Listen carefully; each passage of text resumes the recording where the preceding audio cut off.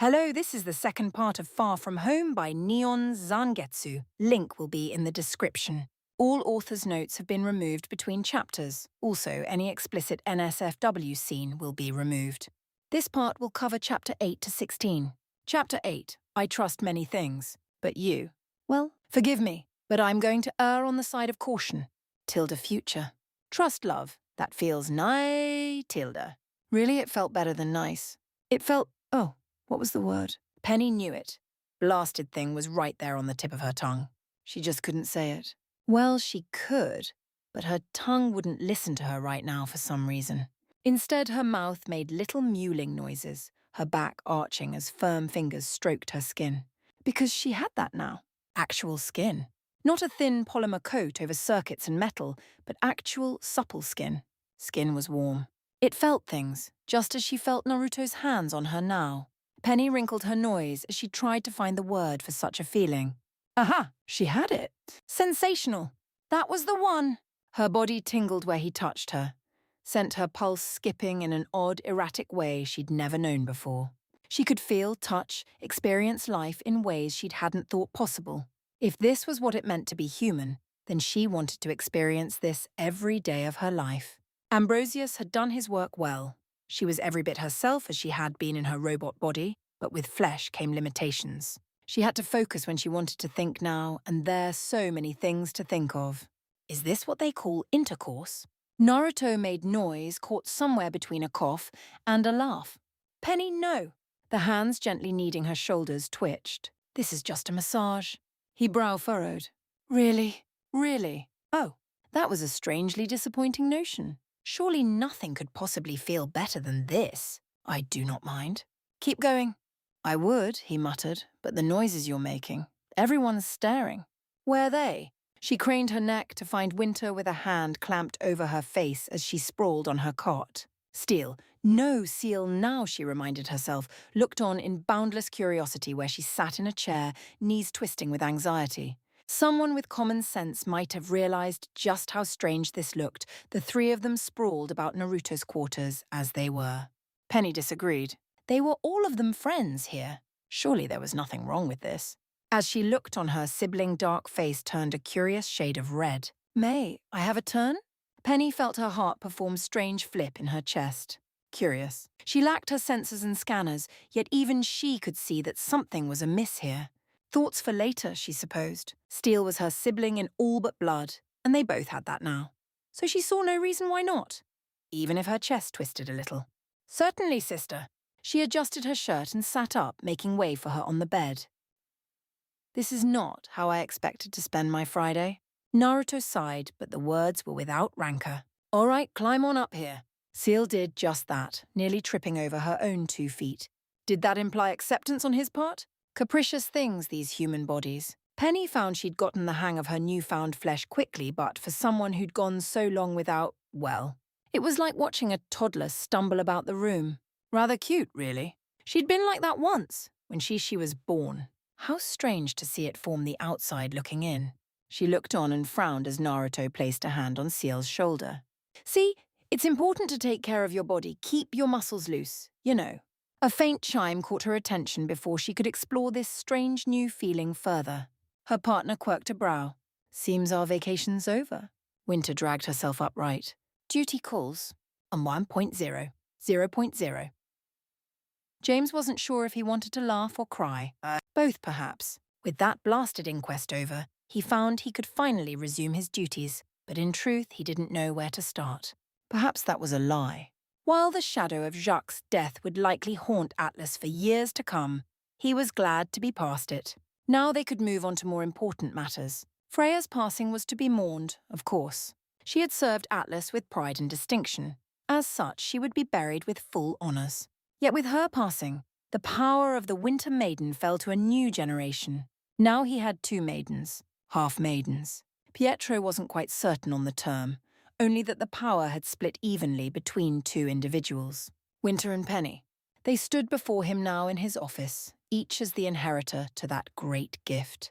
He'd given them time to acclimate to it, now that time had passed and here they were, waiting for orders, waiting for him to say something. They weren't alone. Naruto leaned against a wall flanked by steel, now wearing the painfully familiar guise of Ciel Soleil, and watched the proceedings with a smile.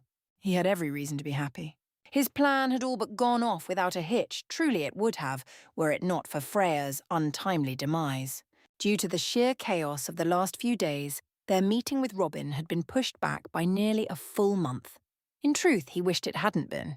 Although the delay gave him time to marshal both his ideas and resources, he found himself wishing for an end to things already. Miss Hill wasn't the sort to stay silent for long, and she had proven rather vocal about the delay. He'd asked Naruto to supply her bounty of clones for the defensive wall, in the hopes that it might appease her. But he'd heard nothing from her since. Clasping both hands before him, the weary general squared his shoulders and straightened behind his desk. "Welcome back," he said at length. "You're all looking well." "Hello, General Tilda," Seal waved. "It's good to see you." A smile plucked at his bearded visage. Truly, it was hard to maintain discipline, faced with such singular enthusiasm. She was acclimating to her new body well. If things worked out accordingly, they might be able to exploit this new loophole in the staff. They'd need to be terribly clever about it, but no, he was getting ahead of himself. Metal stirred in the back of his psyche, and he ruthlessly stamped it down. "Focus on the here and now. And to you, Seal, you've all done well," he said at length, looking to each of them in turn. "Thanks to the four of you, we not only managed to avoid certain disaster, but we've protected the power of the maidens. The staff is secure, and we've emerged from trial relatively unscathed." His gaze slipped back to Ciel. "You've had time to ponder it now. Do you have any idea who tried to hack your systems? Any notion at all?" "I'm sorry." Her smile dimmed somewhat. "I do not. I remember fire. A voice. Laughter." Naruto patted her shoulder. "Don't worry. We'll find the bastard who hurt you." "Indeed." Penny claimed her other arm. "I'll exterminate him." James couldn't help but wonder if they would. Whomever had struck at thee, they'd proven adept at covering their tracks. The enemy had known of Freya. There could be no denying that. She had lived since the days of Nicholas Schnee himself. Of course Selim knew her, but no longer. She couldn't ascertain the identity of the Winter Maiden, let alone that the power was split. That gave them an unprecedented advantage. For all Salem knew, Freya yet lived. Knowledge was power. And now that wicked witch of a woman had been deprived a crucial piece of information. That presented opportunities. Blast it. Losing focus again. There is no risk without reward, nor reward without risk. He favoured them with a long look and found only resolve there. "I'm glad I can count on you." And things had changed. He couldn't help but notice how closely Winter stood to Naruto these days, and when had that happened? Nor the way in which Penny kept looking at him, to say nothing of Ciel. Each expressed a vested interest in the continued well-being of this man. They'd gone from a ragtag group of acquaintances to a tight-knit band. His mind prodded at him again, and this time he wasn't able to ignore it. Any children they had would be nothing short of extraordinary. Despoty his best efforts, Ironwood's duty-focused mind slipped for a moment, and he imagined a horde of little whiskered faces running about the room. Children laughing, squealing as they chased one another. Light and life and happiness in the cold metal shell of his life. A hand tugged at his sleeve. James looked down. "Uncle Ironwood?" His heart skipped a beat. "Ugh! Systems critical! Mission failure." He coughed into a fist to master his moment of weakness. "Which brings us to our next order of business. Focus." He could think of hypothetical nieces and nephews later. Much later. "I understand you wish to speak with the Ace Ops." Clasping both hands behind his back, he marshalled the tattered threads of his thoughts into a legion of steel. "I'm inclined to grant your request. Best we nip this problem in the bud now." Naruto quirked a blonde brow at him. "You sure about that? They won't be happy to see me." James offered a wolfish grin. "I think we've left them stew long enough. Don't you?" "Yikes, you're scary when you get angry." .00.0. It's a conspiracy. Marrow groaned into his arms. "Here she goes again." Harriet, no." Elm glared at her from an adjacent cell, looking like she wanted nothing more than to smash her head into the floor. "Bad bunny. Don't make me come over there." As if she could. Bah! They were blind. All of them, blind. Not a single one of them saw the truth. "I'm serious about this." The aggravated operative raged on and resumed her pacing within the confined space that had become her home. This has to be a plot or something. It's the only thing that makes a lick of sense. Fevered eyes turned upon her comrades. Why else would the general keep us down here for this long? Marrow uttered a jaw-popping yawn. Because we attacked that kid. Who cares? Harriet absolutely hissed. We haven't even seen him since. Be that as it may, Vine interjected with a frown from his own cell, we did initiate hostilities with him. Perhaps the general feels we overstepped our bounds. This with a pointed look at Marrow, who looked away with a flinch. We struck at a cornered animal, and like any frightened creature, he struck back. What are you saying? That he was right to defend himself, came the immediate rejoinder. If we had stayed calm, cooler heads might have prevailed. Fat chance of that. Elm rolled onto her back. He flattened us. Right after we woke him up.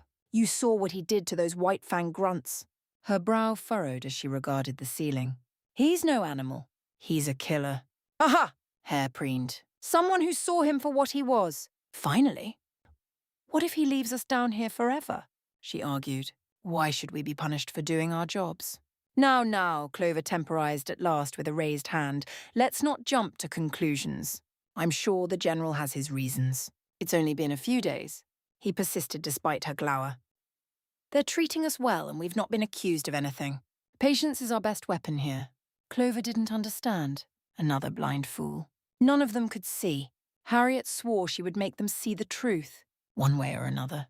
There would be a reckoning for the humiliation she, had suffered. Oh yes. There would be a reckoning. Without warning, the door clicked opened. Harriet's gaze snapped towards them, body tensing for an attack she knew she couldn't defend against. My apologies for the wait, a familiar voice rumbled. These last few days have been stressful, until General Ironwood himself strode through. Despite her best attempts to hold on to her anger, Harriet felt her rage slip through her fingers. Their commander looked content, more alive than she'd ever seen him. As if a great burden had been lifted from his back when they weren't looking, lightening his shoulders. His eyes were sharp and bright, devoid of the dark circles that had plagued him for the last few months. Even his uniform looked crisp and clean, his bearded cropped close to his face to match his hair. Then his eyes met hers. Sir! Years of discipline and training clicked into place. Harriet's hand slammed into her forehead, making a sharp salute. Both beside and behind her, she heard her fellow operatives do the same. His brow softened. At ease. She did as barred, only to realize he hadn't come alone. Dimly, she recognized Penny, if only because it was impossible to miss those bright green eyes and the bright cloud of her hair. Where had her boots gone? Why was she walking around barefoot? And who was that beside her? At a glance, she resembled Operative Seal, but that couldn't be. Operative Seal was currently MIA and assumed dead. That was clearly Specialist Schnee behind them. And there, bringing up the rear. Oh, wow, a familiar voice drawled. You've really kept them down here? In hard light cells? They must be going crazy. Harriet recognized him a glance. Even with his pallor restored and face cleaned, she'd never forget that face. Naruto Uzumaki beamed back at her, fit as a fiddle and looking every bit healthier for it. You! Hair slammed against her cell wall with a snarl. Hello, Aesops. Let's talk. Harriet scowled behind the holographic bars. We have nothing to say to someone like you. Is that so? He actually had the nerve to grin at her, the big oaf. Seems you're even rowdier than I remember. You're? What the hell are you doing here? And in that? This? Naruto looked down at himself. These are my clothes. What's wrong with them? You have no right to that uniform. On the contrary, Ironwood's voice cut through her words with a low tenor as he stepped up beside him. He has every right. In less than a year, this young man was done more for Atlas than all 5 of you combined. His words stilled her and the others before they could speak. The general wasn't the sort to mince words, let alone boast. When he said something, it was undoubtedly true. And yet Harriet's anger persisted. Surely the general hadn't been taken in by this blonde oaf. He was just one man. They were the elite of Atlas, the very best of the best. What did he have that they didn't? Elm broke first, the traitor. Look, a tan hand scratched at the back of her head. I'm sorry about that mess back in the labs. No hard feelings? Naruto blinked once at that. Of course he'd hold it over her head, the rat bastard. He was just the sort to apology accepted. Why? Marrow caved next. Pretty sure she speaks for all of us. Well, he cast a fretful glance at a still growling Harriet. Most of us. The situation has changed. James cut in once again before they could come to blows. What I'm about to tell you does not leave this room. You are to tell no one of this. Of course, sir. Clover clasped both hands behind his back. You can count on us. We're with you. Are you? That thunderous gaze regarded them for a long moment. Do I have your word? The operative set his jaw in a firm line. I swear on my badge, sir. An awful moment passed.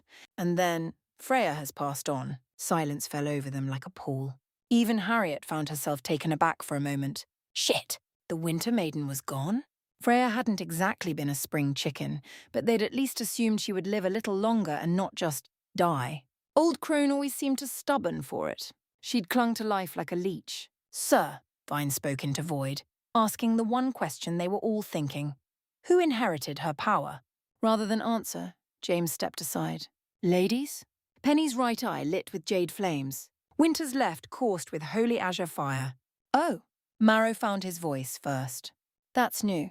As you can see, this is, well, it's unprecedented. We believe it has something to do with the manner of her final thoughts, Ironwood interjected.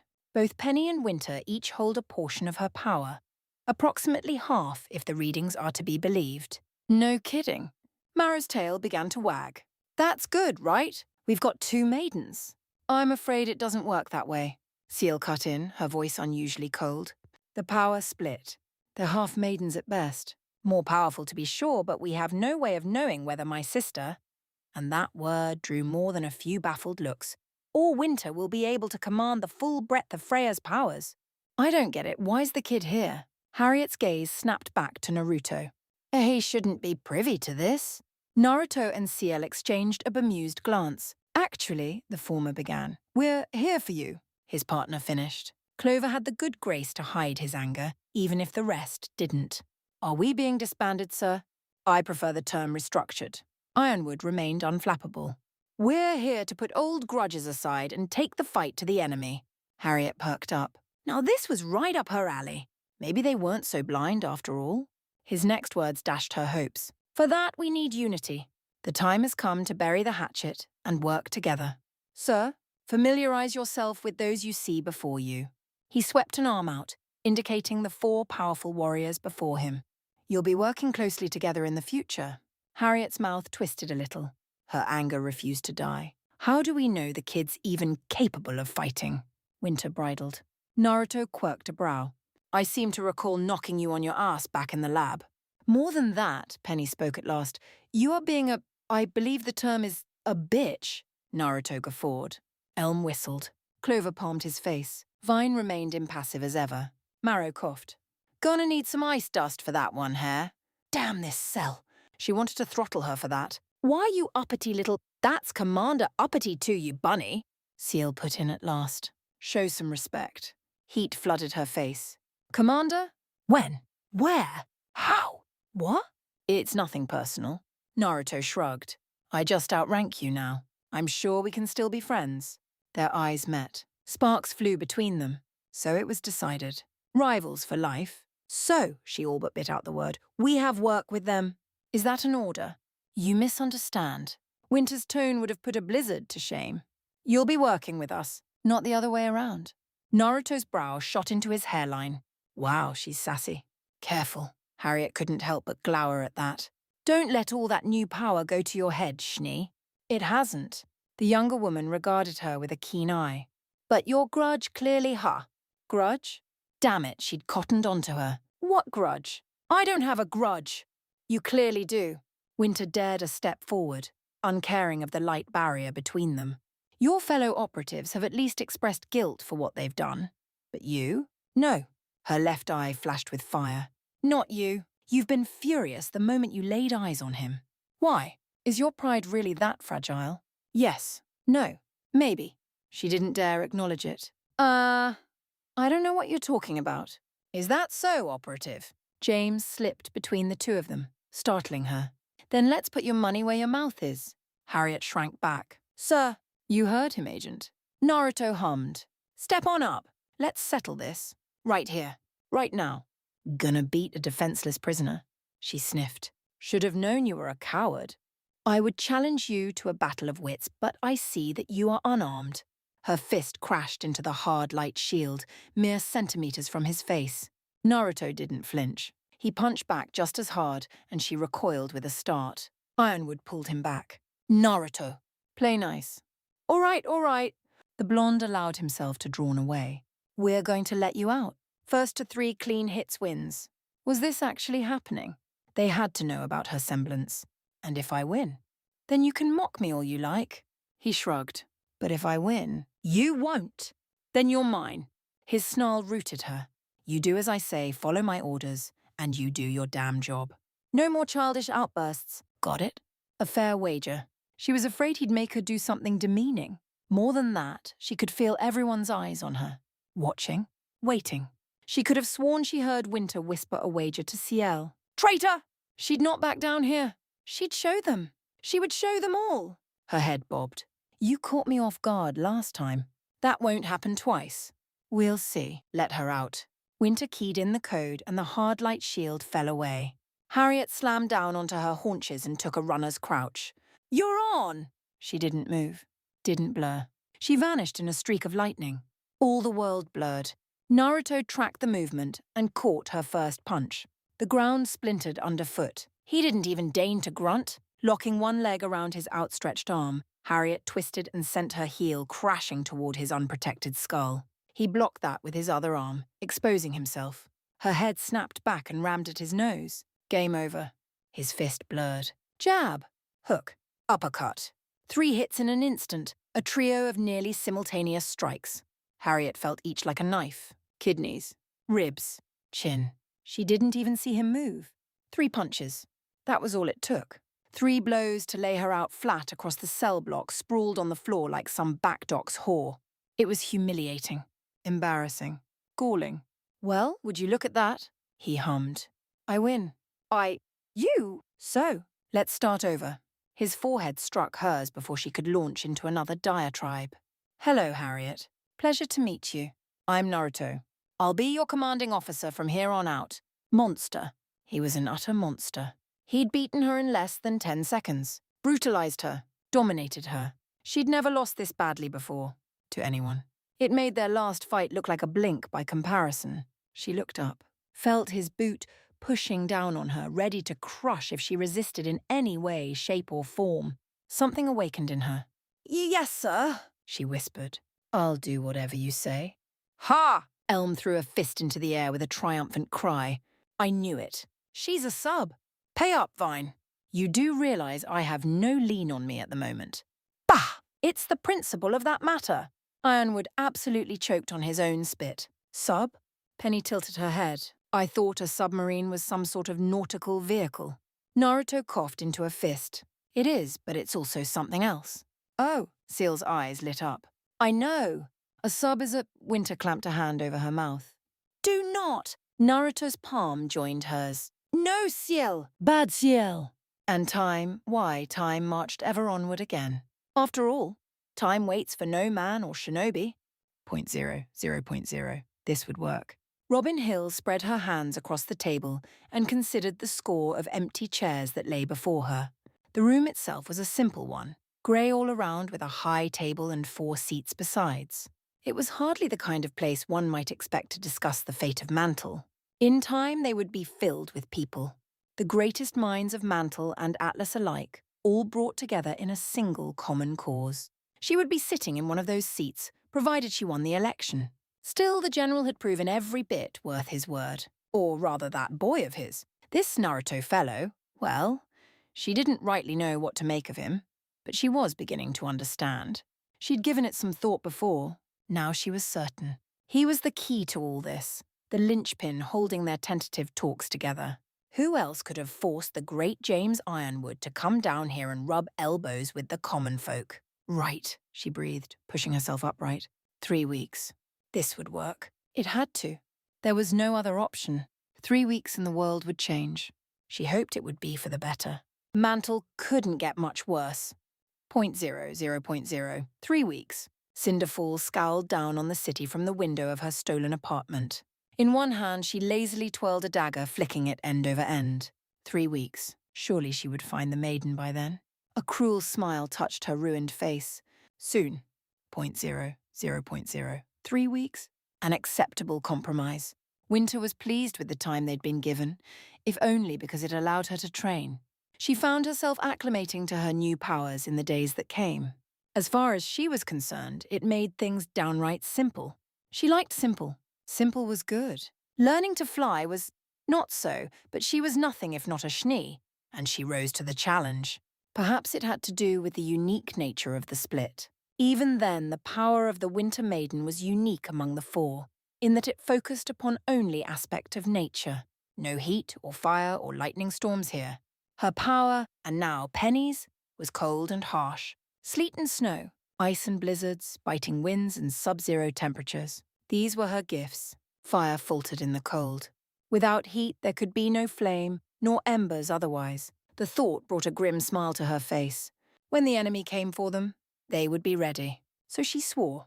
And if she was beginning to feel a bit nauseous, well, surely that was just nerves. It must be. 0.0, 0.0. 3 weeks. Seal swore to become stronger by then. Her and Penny both. She swore it on her soul. They would be combat ready. Nothing else would do. 0.0, 0.0. 3 weeks didn't sound so bad. In only a little less than a month, they'd made it from Mistral to Atlas. Really, as far as Weiss was concerned, they'd set a new record for intercontinental travel. After that fiasco in Argus, they were due their fair share of peace. Get the lamp to Atlas. Done. Hide their ship and slip into Mantle, relatively, undetected by the military. Check. Deal with a few intrepid Grim. In progress. Mostly. Ask again later. Myrtanasta sang in her hand as she skewed another sabre, then a second, followed by a fourth. She flicked her fingers and a wall of gravity glyphs smashed another pack down. Still more came. She fought on and on and on, yet still the horde showed no sign of slowing. Really, the city's defences didn't seem to be doing much at all. It was downright disgraceful. Look out below, Tilda! That distant shout had her twisting to the side, and well that she did. Even then, she narrowly avoided being flattered by the body of a falling Goliath. Its massive bulk struck the street and rattled the entire block, crushing the last of the pack beneath its mighty bulk. A young man clad in blue and red alighted atop its crumbling corpse and subsequently rode its trunk down to the ground. She stepped back at the sight of him, but he made no move to pursue. Keen violet-blue eyes met hers, rippling with an odd light. Then they narrowed in a sigh. Sorry. The blonde newcomer folded both arms behind his head as the sirens wound down behind him. Things are really hectic right now, so well, he scratched at a whiskered cheek. Don't take this personally, but I'm going to have to take you all into custody. A winning smile dimpled those whiskered cheeks. Just for a bit. As expected, they took the news poorly. What?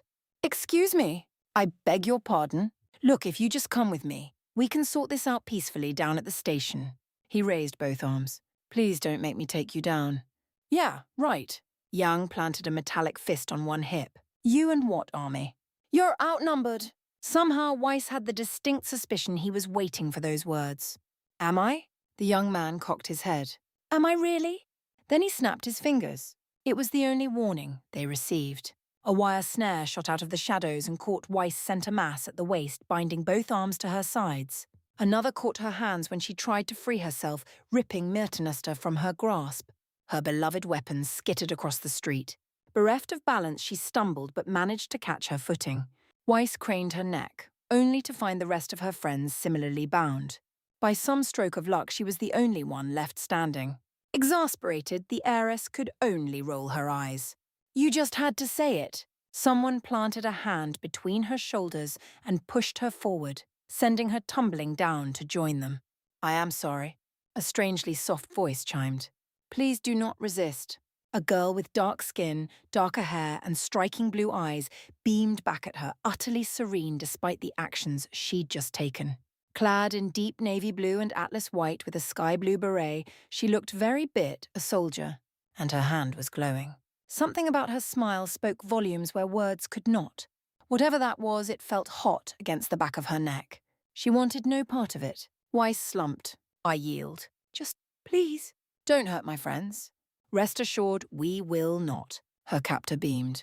Thank you for your cooperation in this matter. Nice work, Seal. The young man in red walked past them. Oh, this looks familiar. He reached down and plucked the lamp from where it lay on the street. I'll be taking this. Weiss felt her heart sink. No, not that. Anything but that. Such a little thing. He gave it a good long look, then hooked it to his belt. Maybe I'll keep this. Wait! Ruby flailed where she lay. Don't take that. We were just trying to help. We didn't do any harm. I get that, really, I do. He patted her head. But we heard a report of an unauthorized ship making an unauthorized landing, followed by an unauthorized use of weapons by non-licensed huntsmen. He shrugged. You'll have to forgive us our suspicion. Who knows? We might be fast friends by the end of this. That sound about right? Ruby whimpered. Don't worry. The blonde stood. You'll be able to talk this out once they get up to Atlas. We'll get you loaded into the next transport. In short order, they did just that. Their little group all but crammed into the back of a bullhead. Now this? Crow sighed. This is much closer to what I was expecting. The doors slammed shut, sealing their fate. 0.0, 0.0. Ruby tried not to panic as the guards led them up the steps. She really, truly did. But it was so hard. She couldn't stop thinking about it. Each second served as a bitter reminder of just how soundly they'd been beaten, how outclassed they'd been in the face of a superior force. Never mind the fact that they'd lost Jin. Blake and the others had promised to follow her lead on the elevator ride up, and sure, that was great, but she didn't know what to do. Every thought was a tangled rosebush, and, try as she might, Ruby couldn't untangle herself from them. And then it happened. Someone came crashing around the corner at speed. She heard them long before he saw them. You're here. Salutations. Silver eyes bulged as she beheld a familiar face. One that should be dead. One that was currently approaching at speed. Her attacker burst forward. Strong arms wrapped around her and hoisted her into the air as though she weighed no more than a child, spun her around once and held her right. Penny! Hello, friend Ruby. Also, crushing the life out of her. Penny! She wheezed out. Can't breathe. Oh. The gleeful girl all but dropped her. My apologies. I am still not accustomed to this human body. Human? Penny? Alive? Ruby's weary mind whirled. Does not compute. Too much information. What was going on here? Welcome to Atlas. To make matters worse, a familiar blonde pushed the doors open ahead of them. Team RWBY, was it? Sorry about the fuss. His smile was actually contrite when he beheld their thunderous expressions, one and all. We've verified your identities. No hard feelings, right? Mind letting us out of these, then? Young offered her wrists. Sure, Tilt. I must extend my apologies as well. There was someone beside him, that girl with the beret from before. It was she who spoke next as her gaze found Weiss. And you must be Miss Schnee. I am Seal. Allow me to remove your restraints. Here, hold still. The Schnee in question blinked. You know me. Winter speaks highly of you. Beside him, Penny bowed. I'm sorry about your father. You have my condolences. She missed a step. My father? Seal winced, but a little. You did not know. Ruby barely heard her partner. Silver eyes snapped to his belt. The lamp! It was still there. He'd taken it off her down in Mantle when his squad took them down. He still had it. No, calm down. Breathe. He didn't know how to use it. The secret was safe. Thank you for Relic, by the way. Naruto's smile proved telling. Don't worry. I'll take good care of it. His grin grew another inch. I had a fascinating conversation with Jin. I'll be sure to tell James all about it. No. The blood froze in her veins. How did you know her name? He tittered softly. Ambrosius is a chatty fellow. Loopholes are a curious thing. So long as you don't ask her a question, she's quite talkative. Those blue-violet eyes swept across each of them in turn. I think I'll just hold on to this. He patted their cherished treasure once for good measure. Hope you don't mind. Crow swore softly. Snarky little shit, ain't ya? Naruto merely hummed at his remark and slipped past him. Hey, pal! Her uncle made a grab for him, only to miss as the blonde slipped free. Where are you taking us? To speak the General and Winter. Where else? Their captor sauntered away with a smile. Ought to be interesting. In the end, Ruby was left with no choice but to follow after the chatty blonde. There was something about his smile, almost as if he knew. Why did she have a bad feeling about this?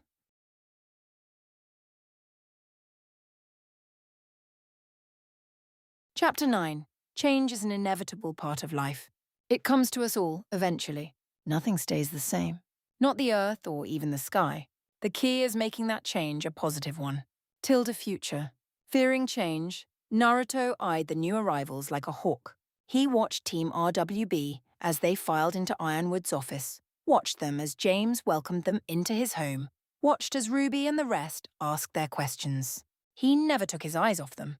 Not once. Even as he stood ready by his ally's desk with Winter and the rest.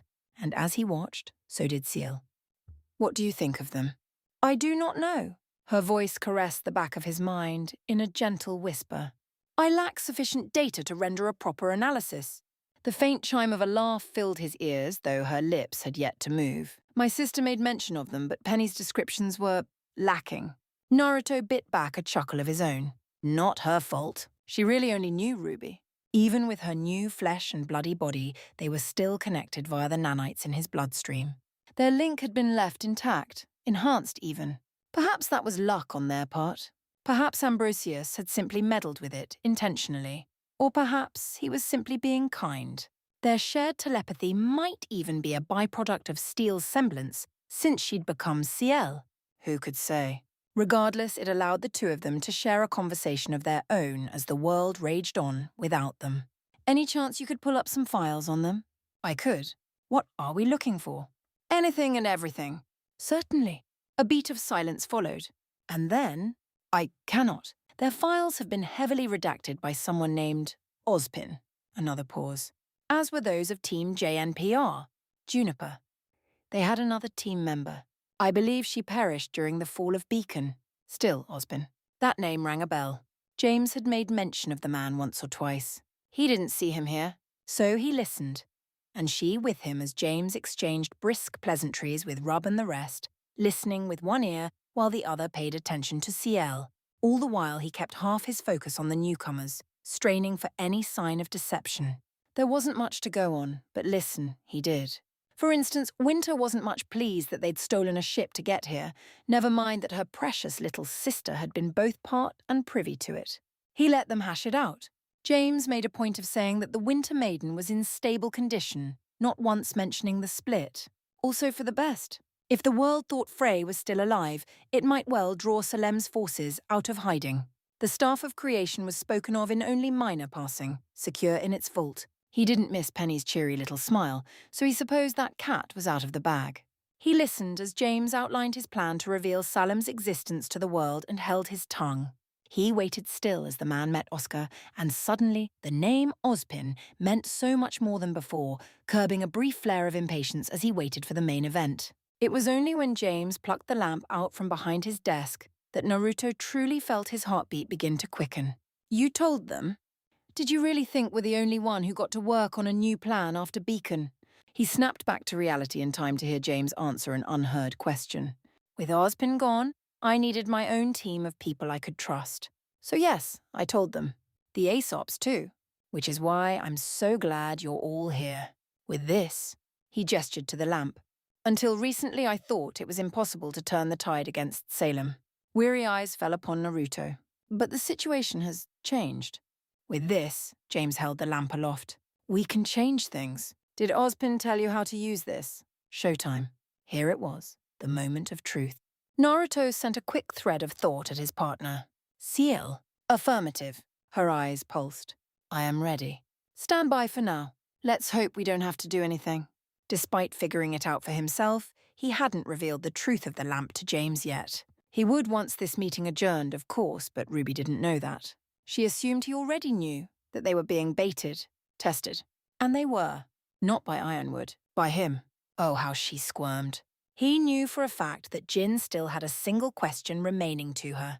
She'd given that information graciously. What came next had proven more difficult, but in the end, he'd managed to pry the knowledge out of the sly genie by virtue of his silver tongue alone.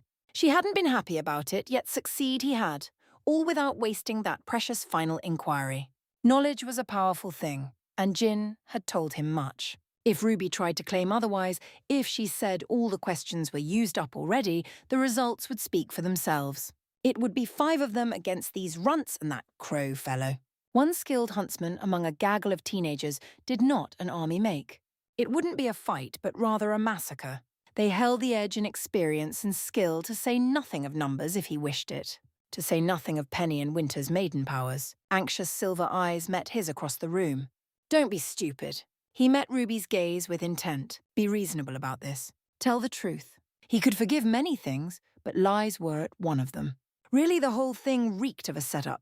A bunch of kids just happened to show up right before the most important date in the history of Atlas. No, something was afoot here, and he was determined to get to the bottom of it. They didn't trust him. Fine. He didn't much trust them, either. Not with all this shifty behavior. Her name is Jin. And then Ruby did the unthinkable. She spoke the truth. She can answer 3 questions once every 100 years. Her lips pursed like she'd bitten into a lemon, but she barreled on. There's still a question left. Yes, vindication. Because you used one already, didn't you? Naruto leaned forward, considering her intently. Come now, cat's out of the bag. Don't be shy. The little reaper made a keening noise through her teeth. Yeah, we did use one of them. You did? Penny tilted her head. What did you ask? Ruby sounded like she wanted to die. Gah! Naruto could have called her on the carpet for that, could have twisted the knife further. He chose not to. Not only had he gained his point, but to push her any further felt like kicking a kitten. He didn't hate her. Far from it. Hate implied an unwillingness to work with someone. He was willing to try, make no mistake. He just didn't trust her yet. Trust had to be earned. There was a difference, you know. Now, I'm sure that can wait. James saw his seconder's knowing smile and trust him, diffusing the situation with a raised hand. I know how this all looks, recalling my military. The embargo. I probably don't seem like the most trustworthy person right now. Then why continue it? Blake challenged. Nora jumped on it. The people of Mantle are hurting. Naruto's right eye twitched. It wasn't their fault. They didn't understand. I needed to ensure Salem couldn't infiltrate Atlas. And I wanted my military here. James stabbed a finger at his desk. Protecting my people. But it's not protecting them. Young said. It's making everyone hate you. His shoulders heaved in a sigh. It's a price I'm willing to pay. They don't hate you, sir. Winter chimed in before anyone else could sandbag him further. They're better off now than they ever were before. Jun flung up his arms. How? They have us. Naruto stepped up, bringing Ciel and Penny with him. We've been keeping Mantle safe. Thanks to us, they have warmth, food, and protection. I'll be the first to admit it's not ideal. He showed a black glower at Nora when she opened her mouth. But we're working on it. And things will get better, make no mistake. Who even are you, anyway? James seized the moment for what it was. May I present Naruto Uzumaki? This time, that beard of his wasn't quite able to conceal the smile that followed. He's an associate of mine. What? Crow jabbed with a raised brow. He works for you or something. Hardly. Our interests align. If you want to call him something, I suppose a ninja would do. He's our one-man army. I'm afraid I can't believe that, Blake chimed in. Oh? Winter frowned. And why not? Because it's absurd. The faunus flung up her arms. Ninja exist in stories and fairy tales, old legends from the past. They're not real. But they are. Penny hummed as she swayed on her feet. Naruto's the greatest of them. Bah! Praise. His one weakness. Naruto all but smacked his forehead. Penny, no. I don't deserve that. Oh. Her face closed down as she recognized her faux pas and what it meant. I'm sorry. I did not intend to offend. It's fine. Cat was out of the bag now. Might as well roll with it. Also, on your left, kitty cat. Wait, on my where did that come from?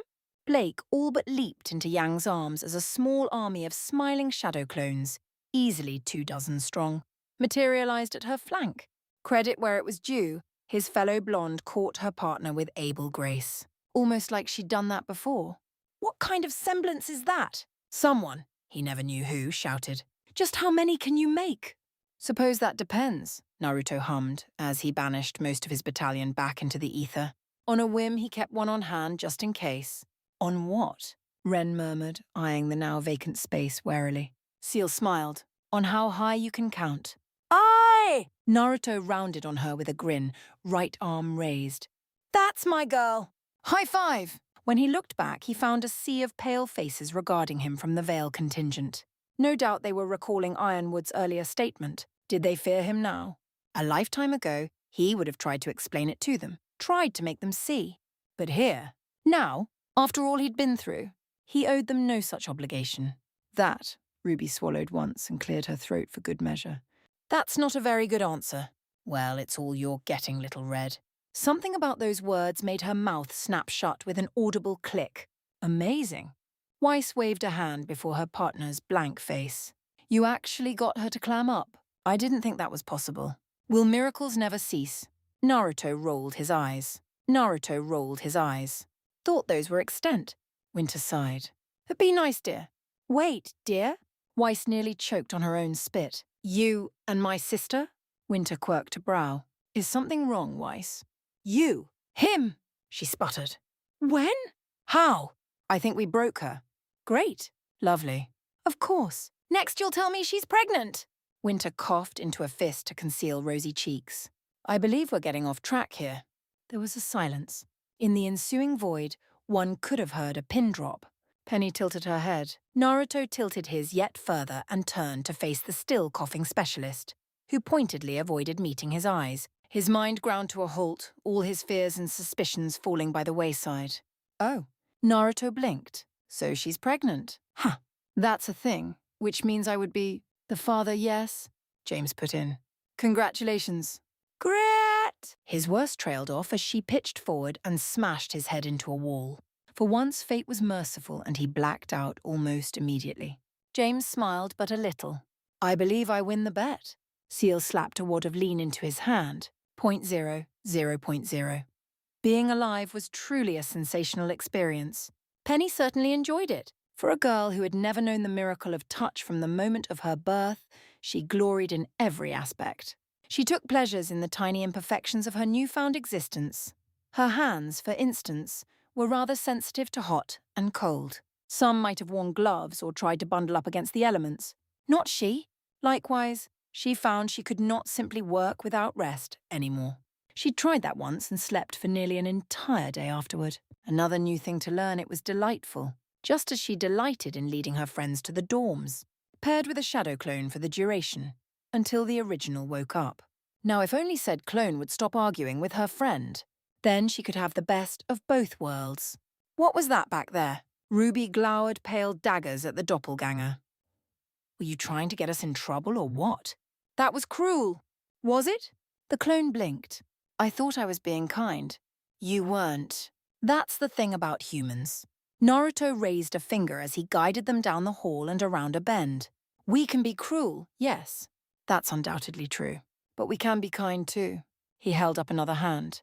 Back there, I was being kind. Would you rather I stop? No more jokes. No more gifts. No more surprises? When she didn't reply, he slapped her back.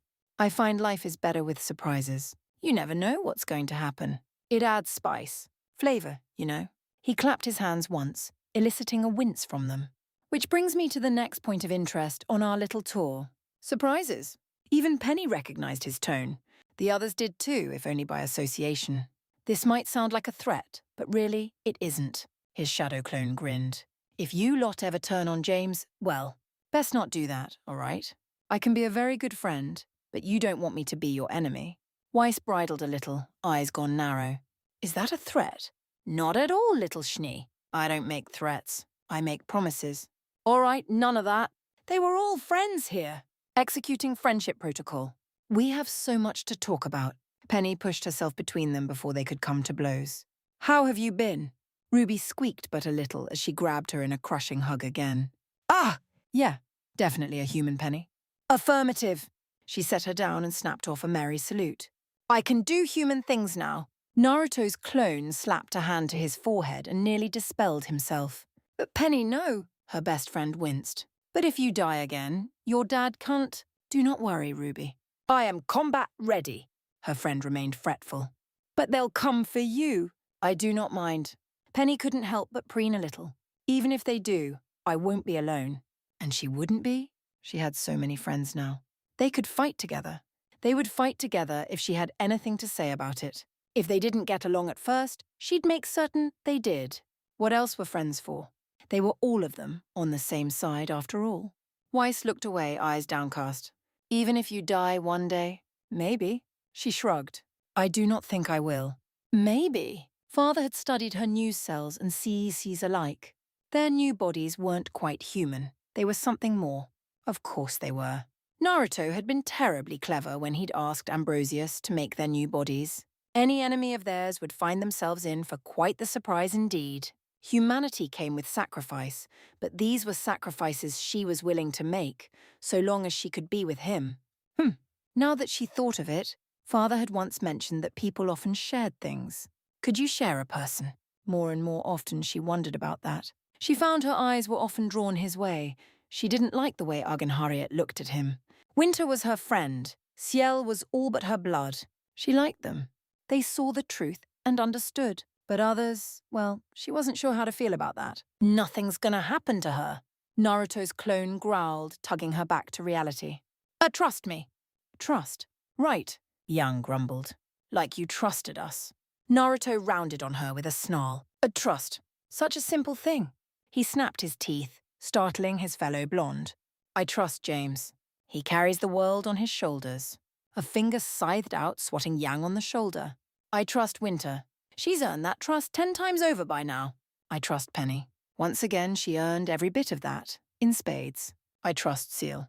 She's proven herself to me, to everyone, time and time again. I even trust Robin. She wants the best for her people, that keeps her pure. Focused. But that's the thing about trust.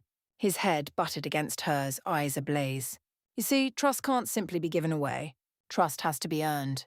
And you? I know nothing about you, your team, or your friends. So why would I trust any of you? He shouldered past. Prove yourselves first, then we'll see where things go. But that's not fair. He nudged her aside and kept walking. Spare me the speeches, Red. I've got a job to do until the boss wakes up. Penny considered everything she'd just heard. She couldn't help but feel she was forgetting something. Oh, she remembered now. A child? Was it so wrong that she wanted one? Could she even have such a thing? She confessed herself curious about the matter of procreation. If Winter was indeed pregnant, that implied the two of them had, well, coupled. It left her with an unpleasant, burning sensation in her chest. Perhaps she should broach the subject with the original. Once he woke up, of course. People need their sleep. She really was too pure for this world. 0.0, 0.0. I don't trust them, James. Not one bit. Coming from Naruto, those words meant something. At least Ironwood felt they ought to. For as long as he had known this young man, he had never spoken false, never led him astray, never done anything to endanger Atlas. Why would he do so now? Upon waking, Naruto had demanded his time. In good conscience, he hadn't been able to deny him. Sure, he'd knocked himself out a moment ago, but he was up again and moving. That was the important thing, even if he absolutely refused to look at Winter for the time being. I'll take that under advisement. Steeping his hands together, the general laid his chin atop them. Might I ask why? They're hiding something, all of them. The blonde began to pace before them, especially little Red and the Schnee. Careful, Winter frowned. That's my sister you're disparaging. And I'm sorry for that, but I don't know her. Naruto shrugged, making a concentrated effort to avoid her eyes. You and Penny only told me so much about them. I had to see for myself. His brow furrowed. And I didn't like what I saw. Or sensed. With Penny seeing to their housing, it was just the four of them here in his office for now, so he felt they could speak candidly once more. Just as well, that, because he had a horrid feeling about this. I wasn't sure what at first, Naruto continued, but now I've got a good read on them, and I want to show you something. You kept the lamp, right? Good. Let me see it. He pulled the lamp from his belt and held it aloft. Almost immediately, James felt a stir in the air.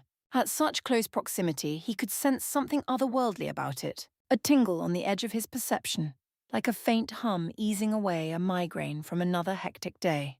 No mere bauble, this. It really was a relic. And for my next trick, his comrade cackled, Jin! Up and at 'em. Time ground to a halt. Azure smoke spilled forth from the relic and resolved itself into the shape of a lovely young woman wreathed in golden chains. Her skin was blue as the sky, long hair cut from midnight itself. Wide eyes fluttered open with leisurely grace, revealing a gaze deep and unknowable as the ocean itself. She looked upon each of them and knew them. It was a humbling experience. Hello again, boy. Full lips curled into a smile that would leave most men undone. Do you have a question for me this time? Or have you come to play more games? No games, Naruto smiled. I'd like you to repeat what you told me. A pause. What you told Ruby and her friends. Show them. Her eyes danced, mildly amused by his play on words. Again? Her lips thinned. I'll grant you were clever to trick my name from Ambrosius the first time. One long leg folded over other, briefly causing James to avert his gaze as she prattled on. And cleverer still to entice that from me without a question. But I would ask you no to make a habit of this. You play with forces you do not understand. Bah! He waved a hand. What are the gods gonna do, smite me? They left. They can't come back. Winter pinched the bridge of her nose. I don't understand how Jin can speak of that which is already known, or common knowledge. Naruto raised a finger to elucidate. I had a feeling Team RWB might have used the lamp to ask a question. Jin confirmed that. So did they, when I got her to admit it a few minutes ago. You are a clever one, aren't you? Jin huffed. Or perhaps my dear brother had grown lax in his long exile. Don't blame Ambro. He's got a good head on his shoulders. Very well. Her gaze swept over each of them in turn. I will speak of what this one, she waved a lazy hand at Naruto, has learned. Know that I cannot lie and speak the truth. Those lovely eyes became glassy for a moment before she focused again, marshalling her power. In the interest of saving time, I'll summarize. When next she spoke, her voice rippled with the low undertones of another. Salem is immortal, cursed by the gods to be undying and unending. No true force of this world can hope to slay her. James didn't miss that phrasing, nor the way her gaze lingered upon Naruto. So long as this world turns, she will walk its face. Her eyes dimmed and the presence faded. There, she seemed to sag from the effort. I have spoke of the girl in the lonely tower thrice now. There will not be a fourth without a question. Those words hit James like a sledgehammer, if only because they confirmed that which he'd feared all along. He leaned back in his chair. Yep. Naruto cracked his neck. I've dealt with immortals before. Undying doesn't mean undefeated. Nobody reads the fine print. Don't worry about that. Just wanted to prove my point. Speaking of which, he whirled to beam up at Jin. Thank you for your time, Tild. Sure you don't want to stick around for a while? And be taken for granted yet again? The genie huffed, crossing both arms beneath her bosom. It did interesting things to her chest. I think not. James coughed and looked away as she gazed down at the lot of them. Good gods, did she have to be so revealing? How about a trade then? Naruto said suddenly. There must be something you want. I am a being of knowledge. I know all there is to know. I want for nothing. How about a body? She went still. Her eyes narrowed. You're bluffing. You have no such power as you are now. True. His head bobbed once. When it came back up, he wore a smile that would put Salem to shame. However, it was the look of a fox who'd gotten into the henhouse and gobbled up every last chicken. But don't we know someone who can? He thumbed his chin, pretending to ponder the matter. Now whoever might that be? Seal perked up. Ambrosius! Bingo! Naruto clapped his hands. Give the girl a prize. You say that and wait. Jin opened her mouth to protest. Closed it. Frowned as her mind perused the nigh unlimited knowledge she'd been given, and the rules that came with it. Such a thing is not forbidden. Ironwood slumped into his chair and watched the ensuing negotiations with a war-worn smile. Naruto could haggle like a sailor and bargain like a merchant when he wanted to. Perhaps the boy had taken to Atlas culture a little too well. A knock resounded at the door. Sir? A soldier's voice came through. Miss Hill is here to see you. Blast it all, was that today? Oh? Naruto beamed. Came for a pep talk, did she? His brow waggled knowingly. Or maybe she just came to see you. James felt an unfamiliar heat crawl up the back of his neck. You know it's not like that. Do I? The stern general and the darling revolutionary. He clutched a hand to his heart and pretended to swoon. A man and a woman against the world, each trying to sway the other to their side. Sounds like something straight out of a romance novel. You'll have far too much fun with this. Am I? He blinked. I think I might have snapped. Too much to take in. It would certainly explain his jittery behavior since he'd passed out. Perhaps you'd like a few minutes? Yes, please. Come on, ladies. His eyes fixed on Winter, who'd barely uttered a word since. I think we need to have a talk. Yes, Winter's face flushed to the very roots of her hair. That would be best. Naruto took her by the left hand, while Seal claimed he right. Together they led her away. 0.0. He was cross with her. Winter just knew it. She felt it in her very bones. Stress gnawed at her with every step as he and Seal all but dragged her to their quarters, locked the door behind them, and plonked her down on the bed. From there they moved to flank her, denying her any attempt to escape. Not that she would have made one. She knew they had her number. Still, she tensed, anticipating the inevitable explosion. Thus, it came as something of a surprise when Naruto go down on his knees and laid both hands on her stomach. Her world ground to a halt. So, as far as names go, I've got a few ideas. A guileless grin shone up at her, devoid of any fear or hesitation. How does Wendy sound for a girl? Or maybe Wesley for a boy? Error! Winter has stopped working. Someone send an error report. What is this? She balked at him. Why aren't you angry? You should be angry. Not whatever this is? Are you kidding me? Her beloved blonde stood and flung himself down across the bed beside her. I always wanted to be a dad. He touched her stomach again, fingers curling around the faint bump just so. I grew up with nothing. Nothing at all.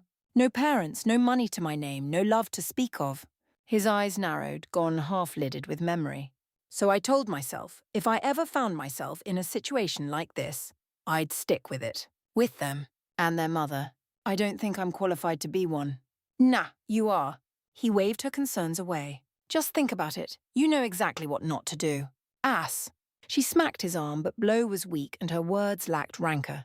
Why can't you take this seriously? But I am. He turned a near bleary grin on her. Really, I'm actually very happy about this. I mean, you're pregnant. Shining eyes regarded hers. You're going to bring a new life into this world, Winter. How can I not be excited about that? You fainted. Hey! I was shocked. It happens. That said, Seal piped up a moment later. May I have one as well? Oi! What? I think I would very much like to be a mother. Naruto groaned. Seal, no. It was too much. Just like that, the last of Winter's stress abandoned her en masse. The last feeble holdouts of anxiety fell to an army of hope. She fainted dead on her feet and crashed into bed.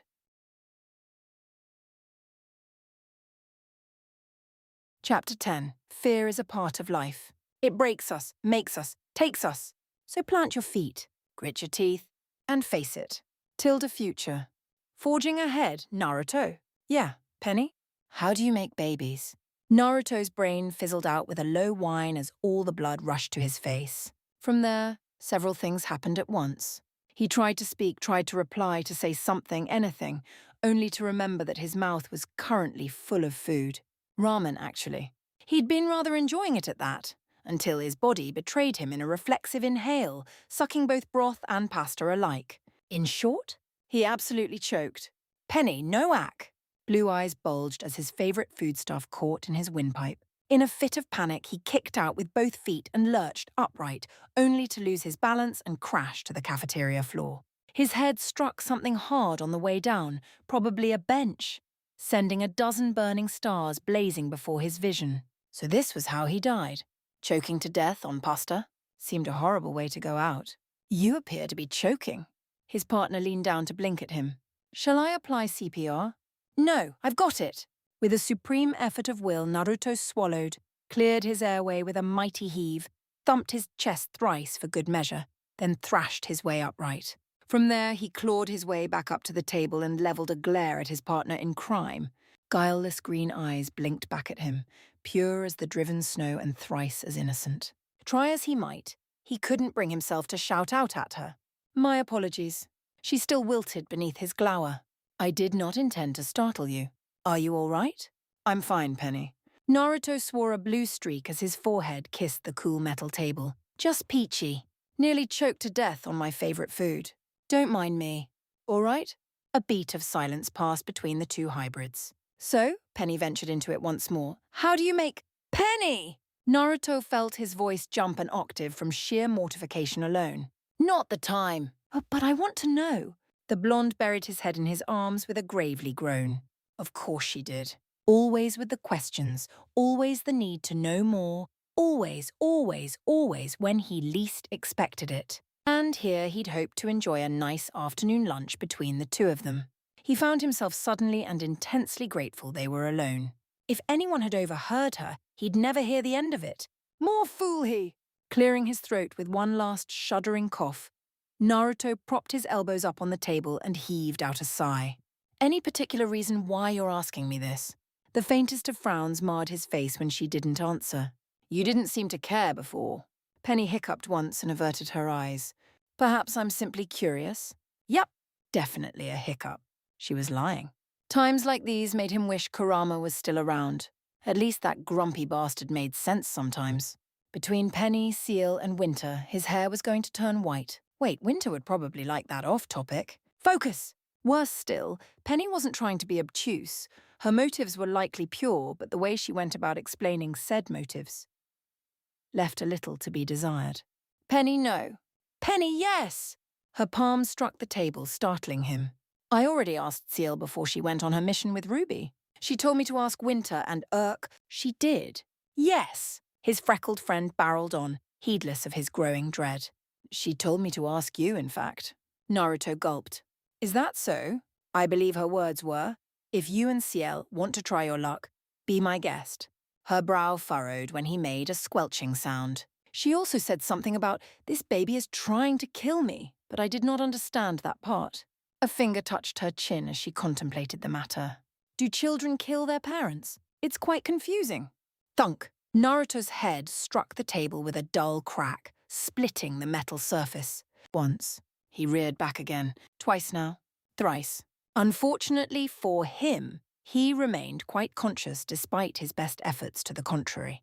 His only reward for all that cranial abuse was a splitting headache and a broken table. There was a pun to be had there. Thankfully, a certain brawler wasn't here to make it. Traitors, the lot of them. They'd fobbed Penny off on him. He pinched the brow of his nose. We are not having this conversation. She chewed at her lip. May I ask Winter again, then? Now it was Naruto's turn to wince. Bad idea. Winter had already made her stance clear.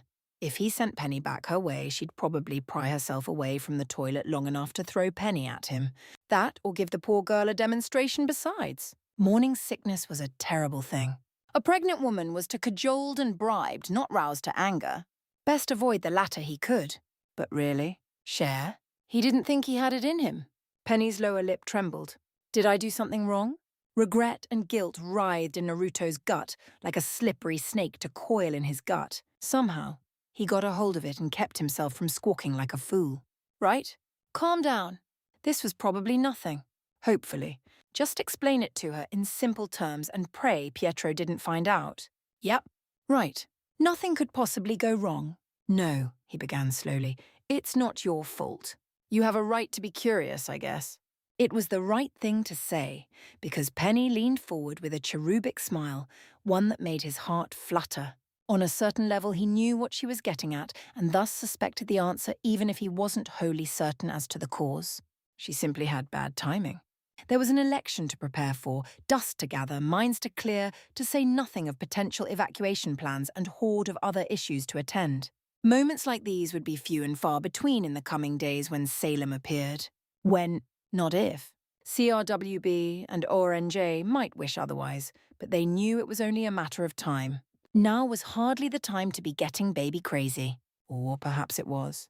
Who was he to judge? All right. But on one condition. He held up a finger when she tried to speak. What's your reason? The real one, said Finger booped her nose when she made to protect. If you were curious, you could have looked something up on your scroll. But you came to me. Why? Penny leaned back and considered his response, allowing him to take a much-needed sip of water.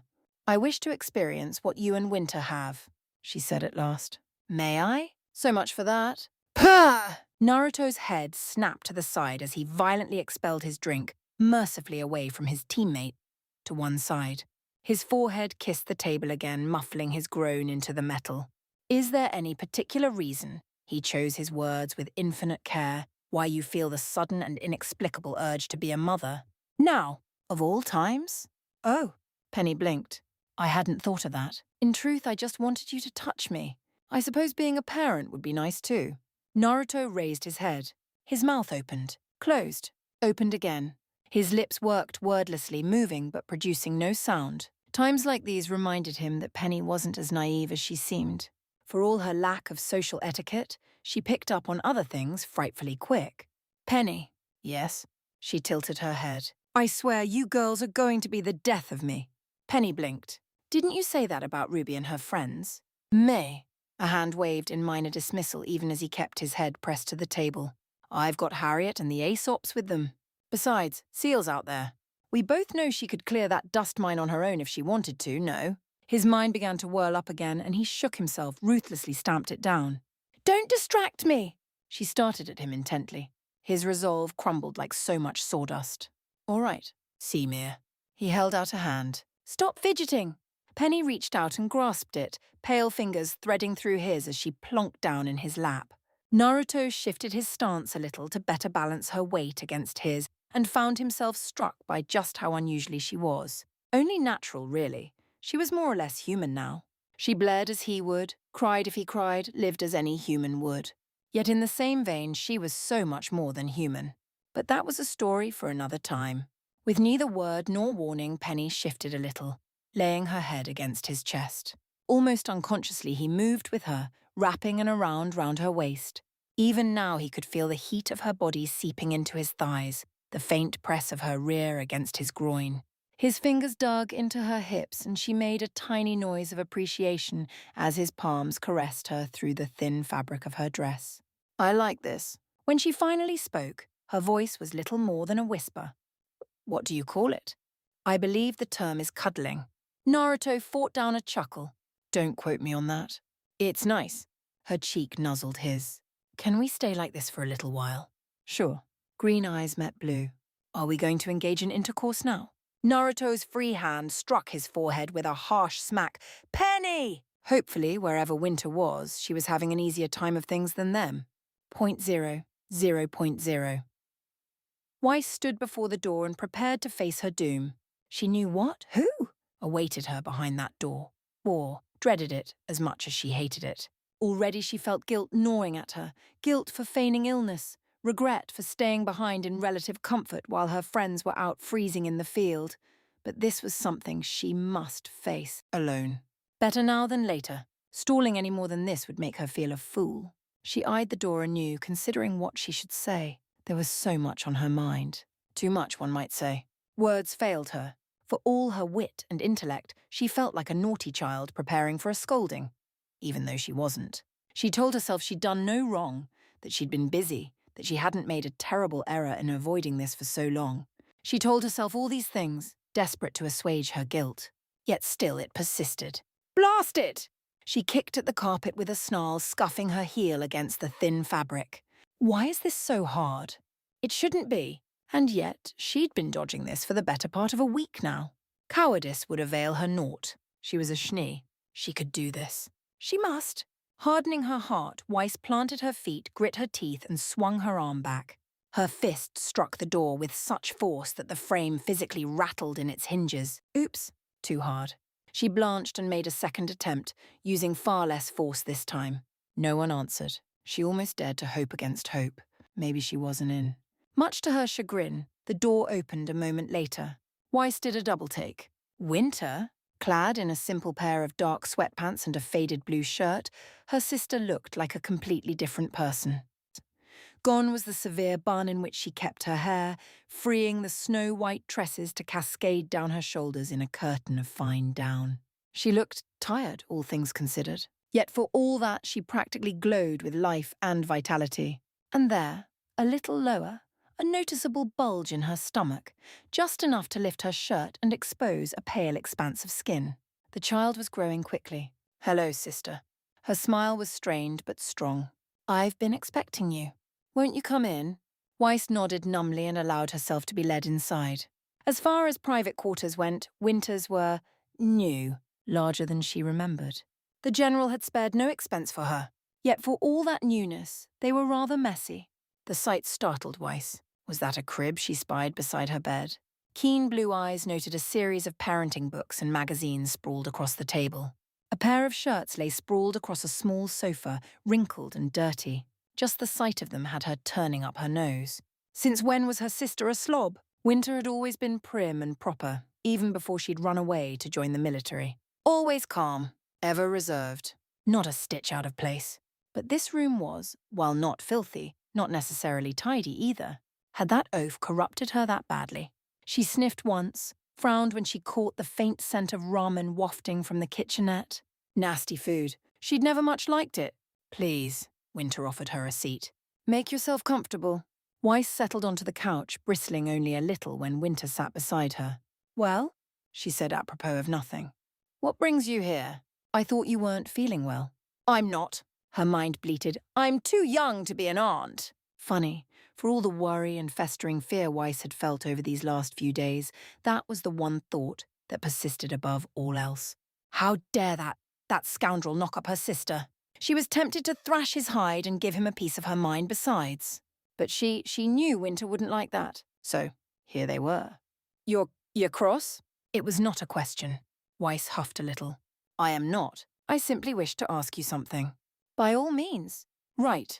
Deep breaths. First question. Are you sure you're ready to be a mother? She expected anger at that statement, indignation at the least. What she received was a languid smile paired with a light laugh, airy and free. Why was Winter so relaxed? I admit I didn't give much thought to having children. Her sister touched a hand to the faint swell of her stomach, caressing it as one might a fine jewel. Yet I find myself warming to the idea.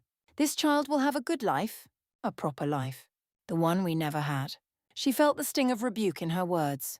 They will be free to live that life as they please. The younger Schnee frowned at that. Father would not, it was the wrong thing to say. Father was a monster. Winter's words were colder than her namesake. I admit I shed tears for him at first, for what he could have, should have been, but recent events have opened my eyes. If that sniper stood here before me now, I'd give him a great big hug. Weiss sprang to her feet. Surely you don't mean that? Her lips thinned. I do. This was absurd. Was she the only one to see sense in this? Father had been murdered, gunned down in broad daylight. She was still grappling with that horror and what it might mean for them, but Winter appeared to have moved past it entirely. Did she not realize the danger? Was she blind? If their father could be shot by some plucky assassin, then so could they. More than that, where was the justice? Atlas had vast resources and personnel. Why was the killer not behind bars? Why hadn't he been brought to justice? Why? Someone knocked on the door before she could, a steady 1-2-3 tap that shattered her thoughts. Winter? A male voice intoned. Are you all right in there? I heard shouting. General! The specialist all but sprang to her feet in kind. I'm fine, sir. There's no need to... The door clicked open, and much to Weiss' chagrin, she found herself face to face with General James Ironwood. Her heart skipped a beat as duty warred with confusion. Should she salute him? Beau? How did one react to this? Moreover, why was he even here? Her sole solace was that Winter looked just as chagrined as she did. She clearly hadn't expected this either. Thank the gods for small mercies. She was even more startled when the man actually gave Winter a hug. General. Weiss granted him a nod as her sister wriggled free. This is unexpected. The weary warrior returned it in kind. Miss Schnee, how are you and yours finding Atlas? Better, sir. She had to ask. She must, if only because not doing so would drive her mad. My father, have you arrested any suspects in his death? I'm afraid not. His face creased with genuine sorrow. We found the weapon, but there were no fingerprints. It pains me to say it, Winter chimed in, but father had many enemies. Her heart sank. I see. Yes, I suppose it was too much to hope for. Your father and I, we didn't always see eye to eye, but we were friends once. He looked away, a distant emotion in his eyes. I mourn the man he was, not what he'd become by the end. His metal hand came down on her shoulder and squeezed once it, what he no doubt thought a reassuring gesture. Rest assured, he will not be forgotten. Weiss wanted to scream at him as his hand fell away. But you're not doing anything to catch his killer. But Winter was speaking again, and she must attend. Did you need something, sir? Yes. The general nodded brusquely. A moment of your time, nothing more. His weary gaze swept back to Weiss, and this time there was a glimmer of steel lurking beneath. Would you excuse us, Weiss? Winter hummed. I'll walk you out, sister. Weiss didn't have it in her to resist as her sister planted a palm between her shoulders and guided her to the door. She could have put up a fight, could have demanded that she stay and hear what they had to say, but in the end there was simply no point to it. All the while she felt the general's gaze on her back. Not harsh, but not necessarily soft either. Wary? Yes, that was the word. She slipped out with a half-hearted farewell and a brisk hug, her mind awhirl. Try as she might, she couldn't help but dwell on his words. Jacques and James had been at one another's throats before she'd left Atlas. She'd heard them all but snarling at one another on the very day she fled from the manor. They hadn't been friends by the end. No, not even close. With father gone, and her all but disinherited, responsibility for the company would likely fall to one person. Whitley was much too young. Mother was a hopeless drunk. The less said of her, the better. With them gone, the succession was clear. Winter would likely lead the SDC, and she was loyal to General Ironwood. Well, to him and Naruto, whom she frankly didn't trust one bit. No doubt she'd listen to their suggestions. And through her, the assets of the SDC would follow, flowing into the military. All that power under one man. Surely the general would use it for a good cause, wouldn't he? It seemed treasonous to even think of it, yet the seed of suspicion had been planted. General Ironwood benefited from the death of Jacques Schnee, almost to the exclusion of all else. With him gone, Robin was all but a shoo-in for that council seat. From there she'd work with the general, further consolidating his grip on Mantle and her people. And all this from the death of one man. Surely the general hadn't ordered the death of her father, or had he? The thought haunted Weiss as she traipsed back to her dorm. What she wouldn't give to be with her team right now. 0.0. Things were looking up. Ruby wanted to believe that. Really? She did, but it was hard sometimes. There was just so much to do. Ironwood had proven himself every bit as good as his word. In the weeks that followed their arrival, he had turned their team loose upon Mantle and Atlas alike, tasked them with fixing problems both within and without. They were changing things, making the world better, helping people. She'd seen their smiling faces and known that they were doing good.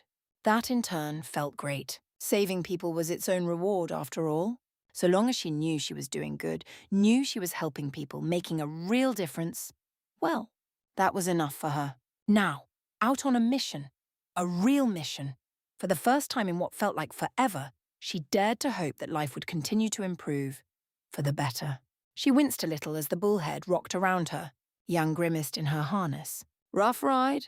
Blake groaned, ears drooping. Clear the Geist out of the dust mine, they said. It'll be easy, they said. We'll send backup, they said. Lies, she said. Lucky Weiss. She got to stay in Altas while they froze their butts off. They wouldn't fail. She refused to fail after they'd come so far. Naruto's words plucked at her heart. Remember, he'd told her, trust is a two-way street. I want to believe in you. Really, I do. But you have to prove yourselves worthy of that trust. Don't make me regret this. I've cut my teeth on people like you. People who thought they knew what was good for the world. People who claimed they were the heroes when they really weren't. You say you're better than that. Prove it. We're approaching the drop point, Mom. The pilot's voice snapped her back to reality. Get ready to jump. Ruby shook her head and gathered crescent rows to her chest. All right. She could do this. Just like initiation. She was brave. She was mighty. She feared nothing. Why isn't Naruto here? Okay, she feared some things. Conflict was one of them. Now, if only Blake and Yang would stop being so surly already, they could get on with this. Because? Agent Seal popped out of the co-pilot's seat with a small smile. He's quite busy. I'm afraid you'll have to make do with me today. Yang huffed and crossed both arms before her brightly coloured chest. We don't need a babysitter. Ruby made a keening noise between her teeth. Yang! No. Bad. Go sit in the corner. Rest assured. Seal's smile didn't waver. I am not here to babysit you. I am here to test you. Blake frowned at her. Wait, what's that supposed to mean? The door swung open and the harsh roar of a blizzard stole her words away. Seal stepped out into it with a cheery grin. See you below, Tilda. Then she was gone, swallowed up by the storm. Ruby gathered her feet and leaped out after their minder. One way or another, she would prove herself worthy of their trust. 0.0. Seal believed in trust. Yes, she decided as she trudged ever deeper into the mine, trust was important, vital even. Like warmth, it could not simply be given away at will. No, it must be earned. Protected. held close. And it could only be earned through harsh work, through bonds of friendship time spent with others. That made it all the more precious. Without it, you died. It was a simple fact of life. Naruto had given her his trust when she was little more than a program in his head, just steel, a bundle of nanotechnology in his veins keeping him alive. He, who would have had every right to rip her out of his body, had instead welcomed her with open arms. He had treated as more than mere tech, but as person, until suddenly, she was one. Now she had a body, thoughts, and feelings of her own. She existed. She was free to live and love as she pleased. She would repay that trust. Perhaps that was why he'd made her the minder of Team RWB on this mission. The Aesops were present too, of course, but it was their task to mind ORNJ and Crow. No, he wanted her to personally observe these three, and it would have been 4 if Weiss weren't recovering from her cold. He didn't quite trust them yet. That was all right. She didn't mind. Orders were orders, after all. Good soldiers followed orders. Even then their charges became surly. Do you have to follow us like that? It's creepy. Such was the case for Blake Belladonna and Yang Xiaolong. Affirmative. Seal didn't much understand why the duo seemed hell-bent on giving her a hard time. Their files were all but sealed, and what little data she could access of them did not do wonders for her mood. Belladonna was flighty at best, while Xiaolong was wild and prone to fits of emotions. Even their leader was a bundle of nerves. Penny spoke well of Ruby, but Ciel had yet to see what her sister saw in the little Reaper. At least Miss Schnee was a more predictable sort, but then again, she wasn't here. Too much Miss Data. She disliked it. These three were adventurous, volatile. She pitied them, but it seemed the sentiment wasn't returned. Duh. We're all on the same side here, the blonde continued her argument as they trudged deeper into the dark. Really, this ain't necessary. Seal's head bobbed as she continued to trail them at a polite distance. I understand. Thank you for your concern. Blake flung up her arms. Then stop watching us like a hawk. I cannot do that, Miss Belladonna. Ciel hid the ghost of a smile behind a thin veneer of professional courtesy. As the three of you are still huntresses in training, it is my duty to look after you during this operation. Blake grumbled something less than pleasant under her breath, but didn't object. Ruby quirked a brow. And you're a real huntress, but you're so young. Correct. Speaking the words filled her with pride. I received my license shortly before you arrived, and I have my orders. A sky-blue eye stole over her shoulder as they walked. Rest assured I won't let any harm come to you, so please do not wander off. Don't worry, we won't. Well, at least one of them wasn't giving her the cold shoulder. Is that all you care about? Unfortunately, their resident faunus took offense to that. Orders? Can't you think for yourself? A curious choice of words? I do. She offered them a placid blink. I believe these orders are just, therefore, I follow them. I trust Naruto. And why is that? Blake challenged. How do you know he trusts you? How? Seal felt something twist in her chest. A strange, gnawing sensation that grew heavier with each passing moment. Not pain nor sorrow, but something else altogether. She touched a hand to her bosom and frowned down at it as the feeling persisted. Was this anger? Fascinating. And irritating. She was beginning to realize she did not like Miss Belladonna. It was not her fault, of course. Except it was, wasn't it? Question, question, question. Doubt everything. Trust no one. There was a limit to such things. Blake? Some of her anger must have shone through, because Yang stepped back. I'm thinking you went a little too far. He gave me his all. Seal clenched her teeth, jaw grinding with audible anger. I have this body, this life, because of him. Her eyes flashed as she stepped forward. When I was at my lowest, he didn't abandon me. On the contrary, he lifted me up. Protected me. If that is not trust, then I do not know what is. And you would question me? Me? Her voice peaked into a shriek as Belladonna backpedaled. For what?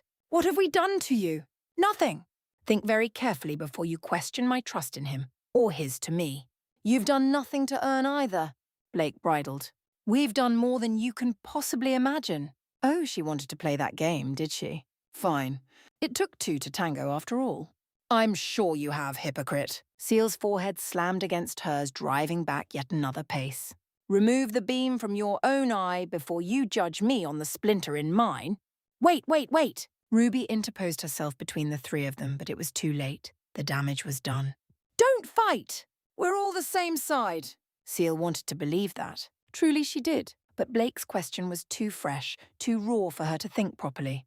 For an awful moment, she genuinely considered striking her. But no, she was a huntress. She must set a good example. It was only that and her own code of honor that stopped her from lashing out. A code this upstart clearly lacked, are we? The hybrid absolutely hissed at her.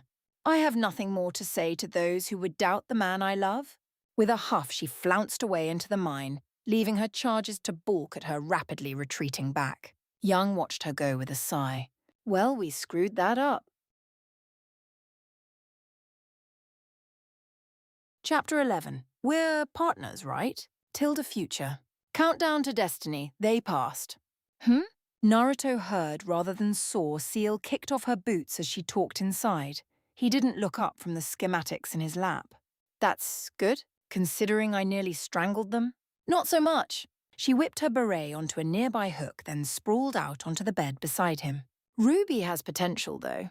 That had him looking up from his notes. Define potential. Potentially not annoying. His partner turned onto one side and began to tug off her stockings. She's not like Xiaolong or Belladonna, not questioning everything, not flinging accusations around, and not being an absolute prat. I'd say she was like the Schnee, but... Naruto grimaced a little at the unspoken statement. Weiss had been twitchy since her meeting with Winter. She wouldn't say why, but she'd given him a wide berth since. He couldn't understand it. Was it because of the baby? No, she'd even avoided James as of late. Really, Team RWB just had issues. At least Journess's team seemed sane. Mostly. Fair enough, he relented. Ah! Seal muffled a scream into a pillow, legs flailing as she threw a fit. Well, you have no idea how close I came to wringing their little necks. He reached over and absently stroked her back. There, you're all right. In any case, it's over. They all have their licenses now. There could be no mistaking the pride in her voice as she righted herself. Not pride for them, but her sister. Penny handed them out with Winter. He heard a smile touch her lips. You should have seen her. She was over the moon. Wish you could have been there. His eyes drifted back to the plans for Amity as he made another note. I sent a shadow clone. It's not the same. Seal pouted and tore off another stocking, all but forcing him to avert his eyes. We missed you. I missed you. She looked like she wanted to say something more to that effect, but she faltered. You've been buried in this project for days now. He had, and they both knew why. Amity needed to be perfect. They were only going to get one shot at this. Selim wouldn't give them another. Once she cottoned onto their scheme, that was it. Game over. She'd send all she had at them. If they failed, well, there were no second chances here. Do or die. And she wasn't even here yet. He clicked his tongue. This would be so much easier if Kurama was here. He was still powerful, to be sure. His partnership with Seal and her nanites made him all but indestructible. More than that, she tried her utmost to fill the void the old fox left behind. But he just couldn't blast armies apart like the old days. It would take a horde of sage-enhanced clones armed Rasengan and Rasen Shuriken alike to achieve that kind destruction. More than that, he missed the broody bastard. Where had he gone? Something twinged at the back of his mind, aching like an old wound. A whisper tickled his thoughts. I'm stressed. Seal's voice hooked into his thoughts, reeling him away from it. Stop looking at those papers and pay attention to me, Tilde. Oomph. Breath burst out of his lungs as she tackled him headlong, landing on his chest to bear him down onto the bed. The schematics flew through the air and scattered about the room, taking his thoughts with them. Irate, he glared at the plucky girl, intent on giving her a piece of Ai's mind. He immediately regretted it. When he looked up, he got an eyeful of a tan thigh with a bit of black lace besides. Seal stared right back, wholly unaware of the compromising position they'd landed in. A slow heat crept into his cheeks as he realized she'd unbuttoned her blouse when he wasn't looking. He promptly snapped his gaze back down. Ah, Ciel? She leaned forward. Naruto tensed, expecting the worst, anticipating something else entirely. Her arms closed around him. Nothing more. What are you doing? Hugs make everything better. Seal hummed against his neck, heedless of her state of undress. You looked like you needed one.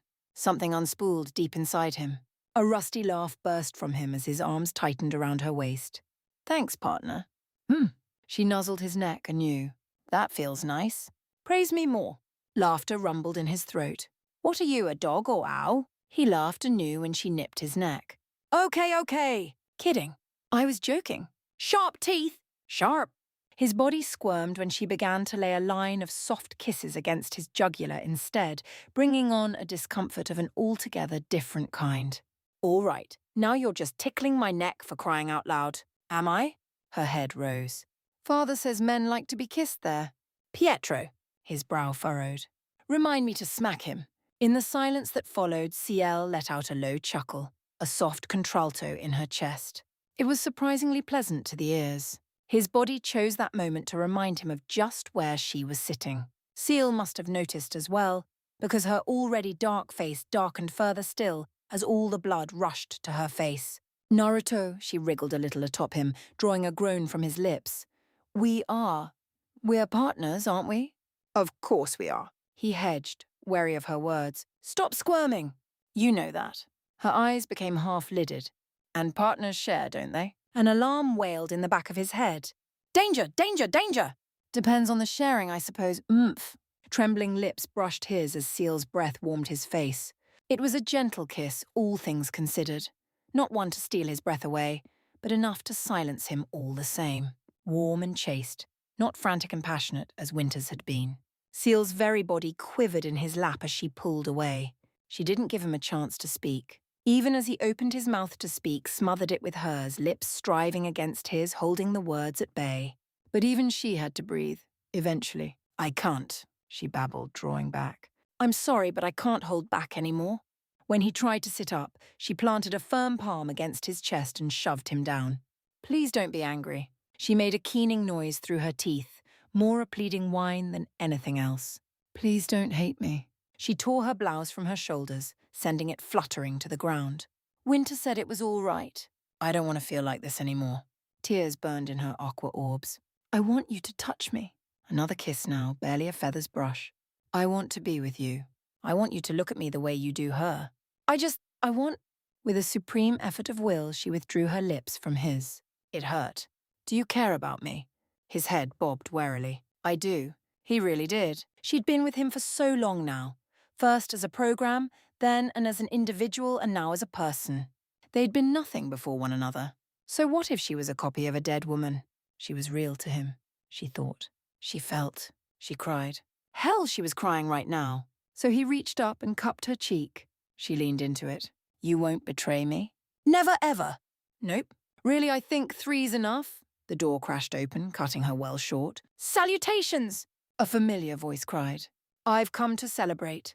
Naruto and Ciel jumped as a familiar figure strode through, chipper as can be. Penny? The former tensed, expecting anger, outrage at the least. Indeed, Penny stopped short upon seeing them. A hing of something flashed through her green eyes, and one of them briefly blazed with maiden flame before she managed to master herself. She looked to Naruto. Back to Ciel. Down to Naruto again. Oh. And then, much to his chagrin, her eyes flashed with absolute delight. Is this intercourse? Naruto slapped his forehead. Penny, no. You know what? Yes. Yes, it is. Happy now? Sensational Tilda. In hindsight, he wasn't sure who moved first, only that someone did. Penny launched herself into his lap, not knocking Ciel aside, but merely shifting her somewhat. Quite suddenly, she was no longer sat atop his legs but between them, leaving Penny all but tucked into his side. Ciel shifted accordingly, and quite suddenly, he found himself trapped between them. In all fairness, Naruto tried to protest. Now wait just a second. Shouldn't we at least have a date or... Ow! Easy with the shirt. Ciel's reached back to undo her bra. It doesn't matter who's second now, does it? Penny unclasped her ribbon. No, I suppose it doesn't. Or third. Ciel's eyes were gone glazed. Or fourth or fifth. They pushed him down to the bed. Not so innocent after all. 0.0, 0.0. Ugh! Winter rolled over with a groan as she heard noise from the next room. This baby is trying to kill me, and so are they. She thumped a fist against the wall to no avail. The commotion only grew louder, more frantic. Oh! Penny's voice rose in a succession of gasps. So that's what it feels like. Winter clamped a pillow over her head to muffle the ruckus. The things we do for those we love. 0.0, 0.0. The door slammed open the next morning with a harsh crash. Rise and shine, huntresses! There's work to be done. A series of groans, curses and pleas arose from the 4 bunks. Yang all but whipped a pillow at him. You rise. You shine. Naruto caught it and flung it right back.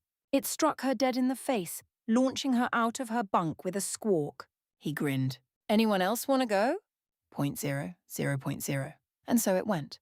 All right, everyone. Election day. We've got work to do. He unfurled a map upon the table. Here's where we'll be needed. His finger traced a red circle across the main thoroughfare. Maximum security for the election. I don't want a single sentry out of place. Nora winced. The people of Mantle might not like that. Tough. That sniper is still at large. Robin's a shoo-in at this point. If they're going to make a move, it'll be tonight. He growled a little at the memory. Let's not take any chances. His gaze swept past her and found that of a bellow blonde. Slowly, gradually, an idea took shape. Ark, you can boost someone's aura and their semblance, right? Well, yeah, but I have to touch them and maintain contact for it to work. Oh? Oh! He could work with that. Care to test it on chakra? I've got a nasty idea. Sir, what's chakra? He told them his plan. You all know your roles. Team ORNJ will provide support with me, Sael, and Penny. He tapped a finger on the map. RWBY will be watching the rooftops and alleyways. People will be antsy tonight. His eyes met each of them in turn as he clasped both hands behind his back. Be careful. Be safe. Come back alive. Why trust us? Because you didn't lie to my face. For that, I'll throw you a bone. Guard her with your lives. Ren saluted. We won't let you down. Those keen eyes met his for a moment. What he found there reminded him of an old friend. No, he granted them a garv nod. I don't think you will. No, they wouldn't. His eyes strayed back to the ticking clock above. The countdown began. Chapter 12. You thought you could save everyone? That no one would die. Now, that's madness. Those were your last words. Hope you enjoyed them. Ha! It's too late now. Nothing can stop her. Tilda, a shot in the dark, paranoid little fox, aren't you? Don't you have an election to win? Maybe, Robin allowed, but it's more fun to tease you while I wait for the results. Naruto didn't rise to the bait. He knew Robin well enough by now to recognize a joke when she made one. Even if said joke was in poor taste, she was just as nervous as he. Still, he kept his eyes forward and refused to falter, ever vigilant, scanning the wild throng of people below them for any sign of danger. They were tense, eager, ready to celebrate their victory, as was their right. They could drink themselves into oblivion once she won for all he cared. But until then, Naruto touched 2 fingers to his headset. Team 1, are you in position? Roger! Seal's cheery voice came through loud and clear. I thought it was affirmative, Penny posited. I'm certain that's something else. Naruto sighed. Focus, girls! Secure the zone. Harriet grumbled over the comlink. Is this what we've been reduced to? Running errands? His brow furrowed. Want me to beat your ass again, Hare? Yes, Daddy. Naruto coughed. A pregnant pause ensued. And then, everyone lost their minds. What? How lewd. Ha! Kinky. For the love of... Damn it, Hare! Keep your kinds out of the calls. I do not understand. Naruto and Agent Hare are not related. Why did she call him? Nope, nope, not explaining it. Moving on, he groaned and touched 2 fingers to his earpiece. Penny, how's it looking up there? Affirmative. Her voice came through with a quick crackle of static, nearly swept away by the cold wind of Solitus. No bogies in the sky, nor snipers on the rooftops. Good. He nodded once, satisfied with her report. Make sure it stays that way. Roger, Roger! She giggled back. I will be combat ready. That a girl. A faint smile creased his whiskered cheeks. Let me know if you see anything. Will do. Love you. Say what you would about Penny, but she really was too pure. Heat hit Naruto's face in a fierce flush that burned all the way down to his bones. Wolf whistles rang in his ears from the others as he froze up. Oomph. Was it hot in here, or was it just him? He coughed into a fist to hide it. I love you too. Must remain calm. Jokes and jabs aside, the night was shaping up quite nicely so far. But he wasn't about to lower his guard. Not here. Not now. Not until Robin had won, and they had her safely away from here. Her victory tonight would be good for Mantle, and what was good for Mantle was good for Ironwood, which meant tonight was the perfect night to try and tear the general down.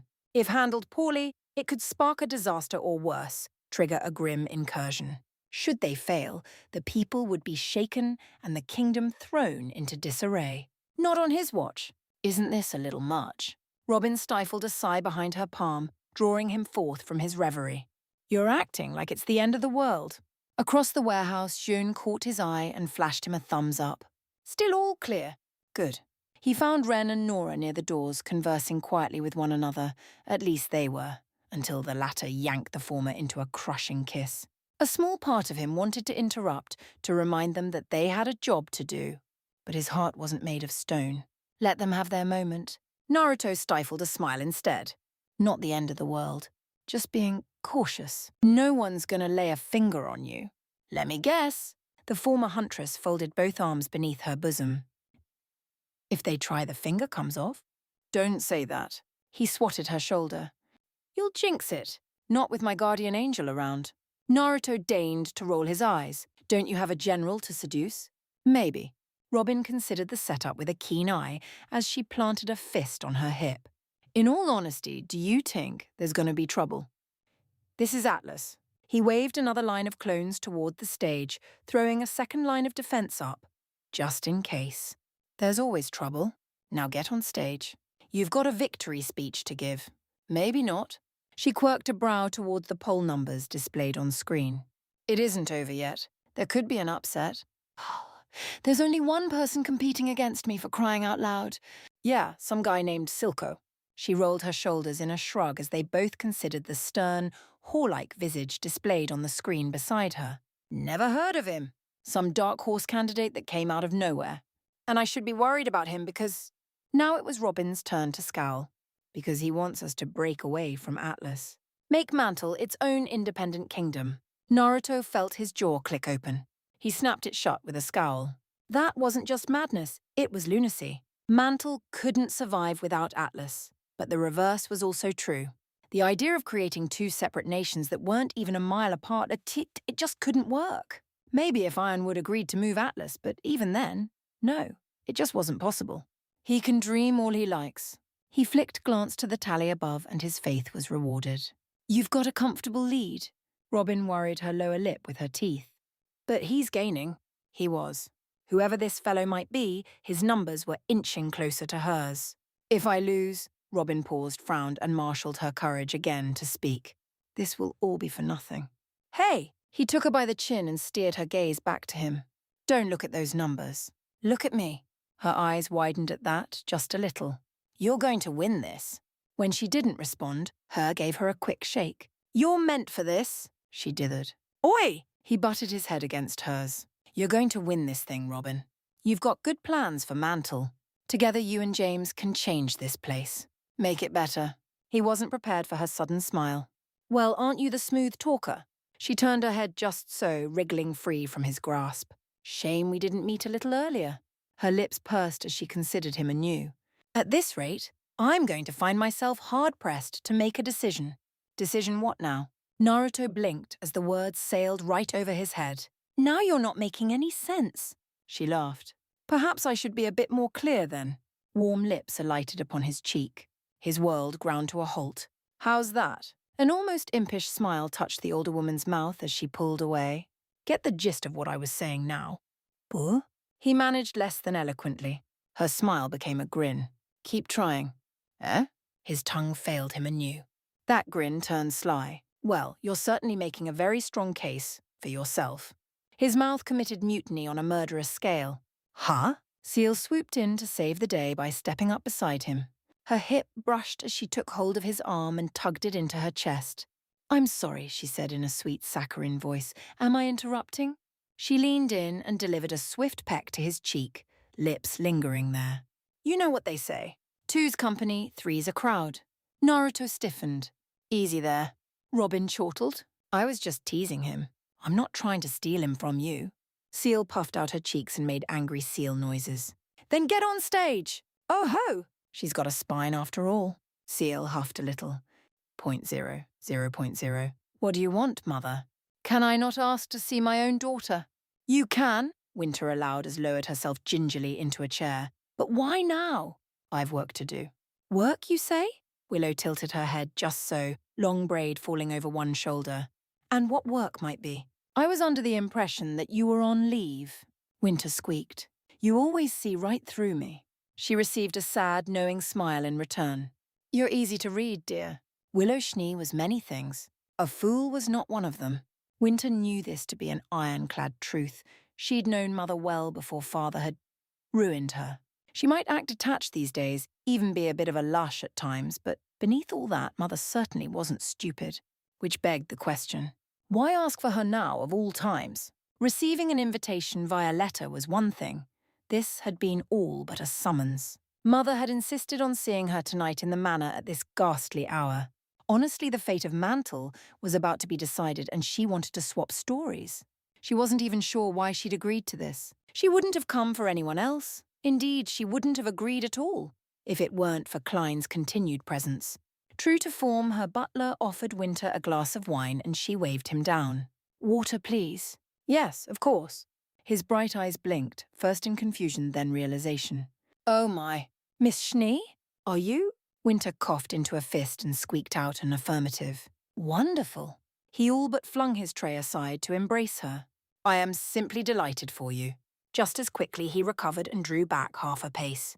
I suppose congratulations are in order. They are indeed. True to form, Mother smiled. How far along are you? Winter winced and touched a hand to her stomach. Far enough, she grumbled. Had she felt a kick just now? No, surely not. It was too soon. Time had passed to be sure, but she felt further along than the doctors said she was. Did it have something to do with the half of maiden power she'd received? Perhaps. Or was some other force at work here? She didn't know, and the lack of knowledge killed her inside. Grandchildren. Mother raised a flute of wine to her lips and sipped slowly, savouring the word. I never thought I'd see the day. He was gentle with you, I trust? Winter sputtered. They were not going there. Not. Her silence must have been telling because Willow barreled onward. Good. It's important to know one's partner. She sighed as Klein bent to refill her glass. Jacques would have made an awful grandfather, you know. Willow drank deeply now, no longer bothering to savour the fruity aroma of her drink. I'm so glad that was nip in the bud. One could have heard a pin drop in the silence that followed. The words struck Winter like a slap in the face. No, not just the words, but the way they'd been said. I beg your pardon. Mother blinked once. Did I stutter? Dread rose in the pit of her stomach. No, surely not. She'd never once considered it, but with all other options exhausted, she felt that she must. Willow Schnee had been a cunning politician in her youth. Despite that, she couldn't stomach the sight of blood, much less murder. Morseo, her once superior skill with the sword, had atrophied over the years. Whatever her hatred for Jacques, surely she couldn't countenance such. And yet there was a hint of steel in her eyes now. A glimpse of the woman she'd been before Jacques had broken her. Winter wasn't sure she liked it. How long? Willow graced her with a languid smile. How long what, my dear? Do be more precise. Winter burst to her feet. How long did you intend to leave me in the dark? How long were you planning this? Since when? Willow lifted the glass to her lips. Since your father tried to have that poor boy in the ice killed, I'd planned Jacques' demise for quite some time. Then it was you? You hired that sniper? Who are they? Willow paused, smiled. A mutual friend. .00.0. I don't trust him. Ruby hummed non-committally, but didn't dare look away from her scope. She had a job to do. Paranoia could come later, once everyone was safe. Crescent Rose swept left, Crescent Rose swept right, and not so much as a single foe in sight. Good. She released a breath she hadn't realized she'd been holding. Everything was clear up here. Now if only everyone would stop whinging. I mean it. She heard Blake shift restlessly behind her. He's trying to kill us. She might have a point. Young, no. Ruby groaned into an arm as she made another sweep. Bad Young. Go sit in the corner. I'm serious. She heard the anger in her sister's voice. Ever since we got our licenses, he's been putting us through the ringer. And now this? We should be where the action is. Not guarding some...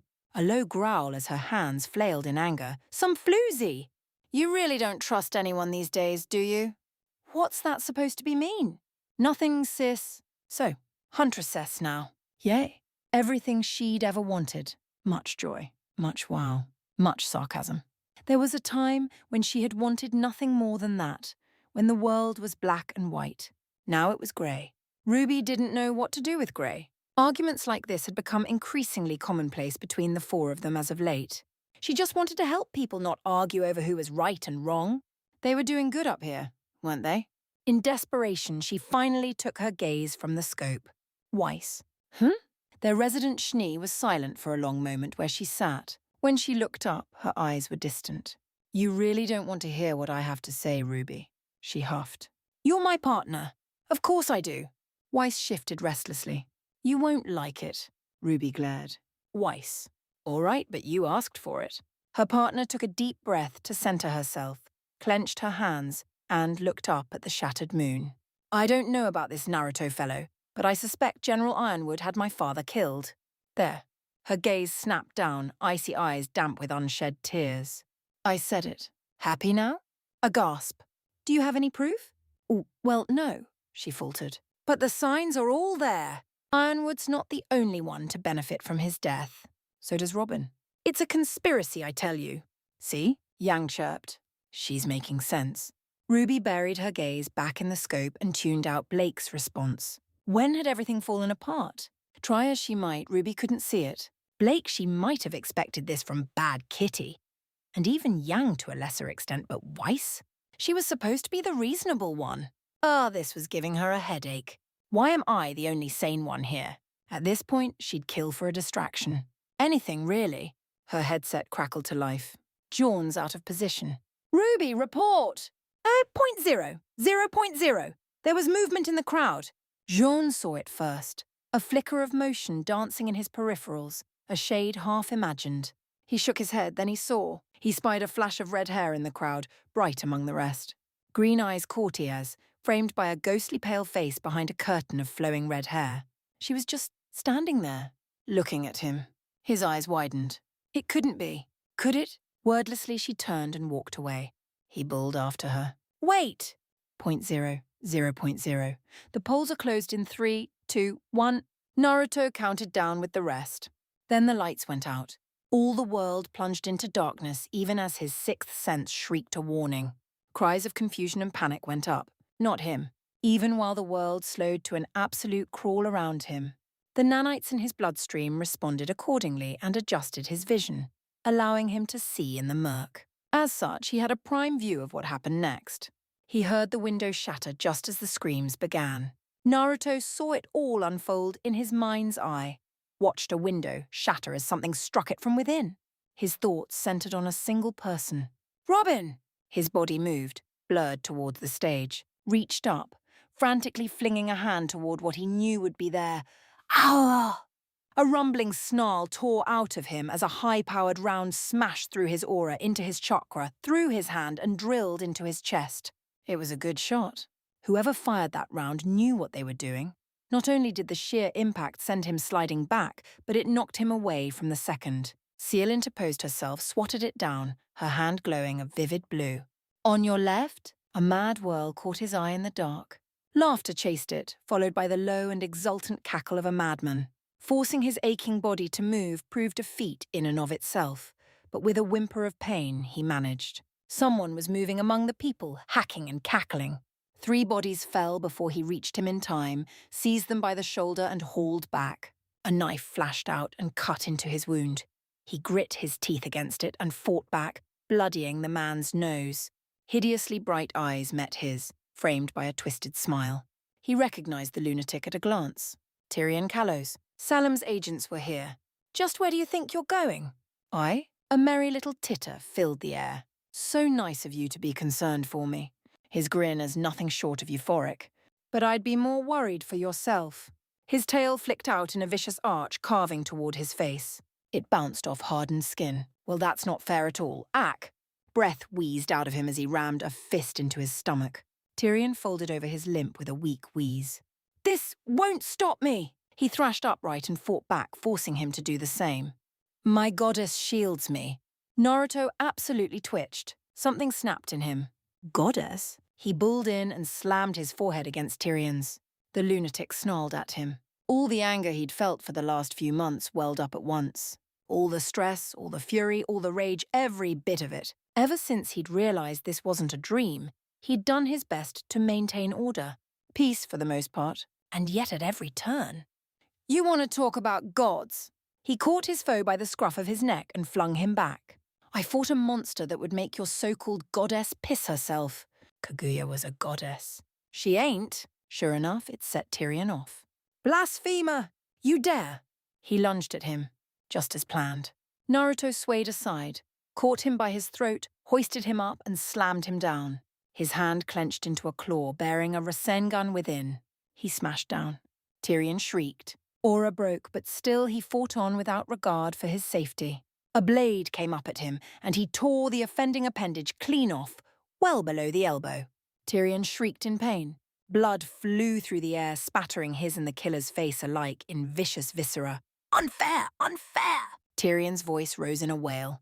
You've ruined everything. You weren't supposed to be here.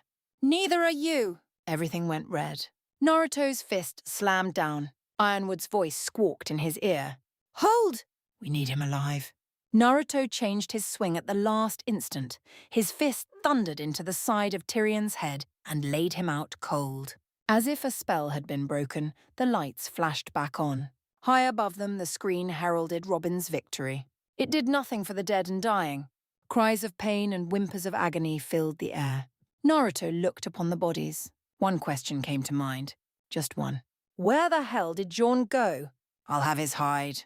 Chapter 13. Life ain't simple, but we've all got a reason for living it. Peace, pride, even love.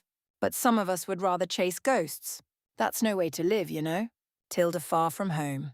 Ghosts, you abandoned your post, Jaune. 5 little words. And yet they damned the young man sitting at the table before him. Or perhaps it was the cuffs that did that. Blasted heavy things, those. Gone right up to his elbows. Naruto wasn't even the one wearing them, and he still grimaced at the sight of them. Jaune Arc wouldn't be going anywhere with those on him. His room, or cell, wasn't much to look at, a dreary-looking 6x8 room furnished with only the most basic necessities and no windows to speak of. The sole means of egress was a single reinforced door, the outside of which was flanked by no less than 2 guards at all times. Perhaps the measures were a touch extreme, but one couldn't be too careful where hunters were involved. Least of all one that had wandered off for reasons he still didn't understand. To his credit, Ruon at least appeared contrite when he hung his head. I'm sorry. Sorry? A muscle jumped in Naruto's jaw. Sorry didn't cut it. Sorry didn't bring back the dead. Those innocents Kalos had butchered before being brought down. So what if they were civilians? So what if Robin managed to win the damn election? A single mistake had led to questions being asked, riots in the streets, and worse. I know I messed up. Arc spoke quickly, no doubt see his whiskered visage darken with anger. And I'm sorry, really, I am. But? Anger sparked, and his hand slammed down on the table, rattling it alongside the shackles binding his arms. Not buts. We nearly lost Robin because of you. People died, Jaune. 3 civilians. Dead! He spat at him. I had to tell their families myself. Not to mention your team. He flung up his arms and whirled away. Your team's ready to rip me apart for it. RWBY too. What possible reason could you have for running off when we needed you? I can explain. His fellow blonde barked back, refusing to flinch in the face of his fury. I'm telling you, I saw her. Can you? Naruto quirked a brow, his face gone stormy. Then by all means. Saw who exactly? Pyrrha. The cry tore from him in an anguished sob. Who in blazes is Pyrrha? Jaune told him. In no uncertain terms, he told him everything. From the moment of their meeting to the tragedy of her death. Not a single instant was spared. Minutes passed, how many, he wasn't sure. By the end of it, he was angrier than ever, but now that anger was turned inward. You're telling me you saw a ghost? Jaune shrugged miserably. She's real. I touched her, managed to grab her shoulder before she got away. We have video footage around the city. He relented with a sigh. I'll look into it. There it was.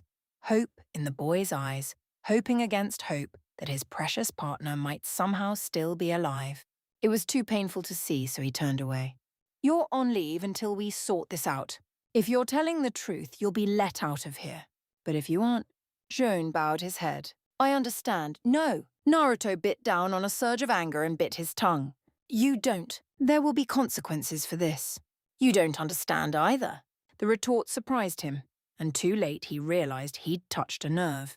Have you ever lost someone who was your whole world, and then suddenly the words tore open an old wound in the whiskered warrior's heart? Kurama, he rasped out the word. Jawn blinked. Who? A thread snapped in the back of his mind. He didn't know. Of course he didn't. How could he? And yet they infuriated him all the same, aggravating his temper to a feverish degree. For an awful instant he saw them, faces, so many faces from his past, staring back at him, sad and miserable, never knowing what had become of him. He had left them behind all the same. Another name tumbled from his mouth. Jaune might have said something, but he didn't hear him. One punch. That was all it took. Then everything went wrong. A single swing of his fist and the metal table crumpled like so much tinfoil, physically folding in half. Jawn jerked back, not the target of his assault, but startled by it all the same. Bound to the chair as he was, he could only stare on, aghast.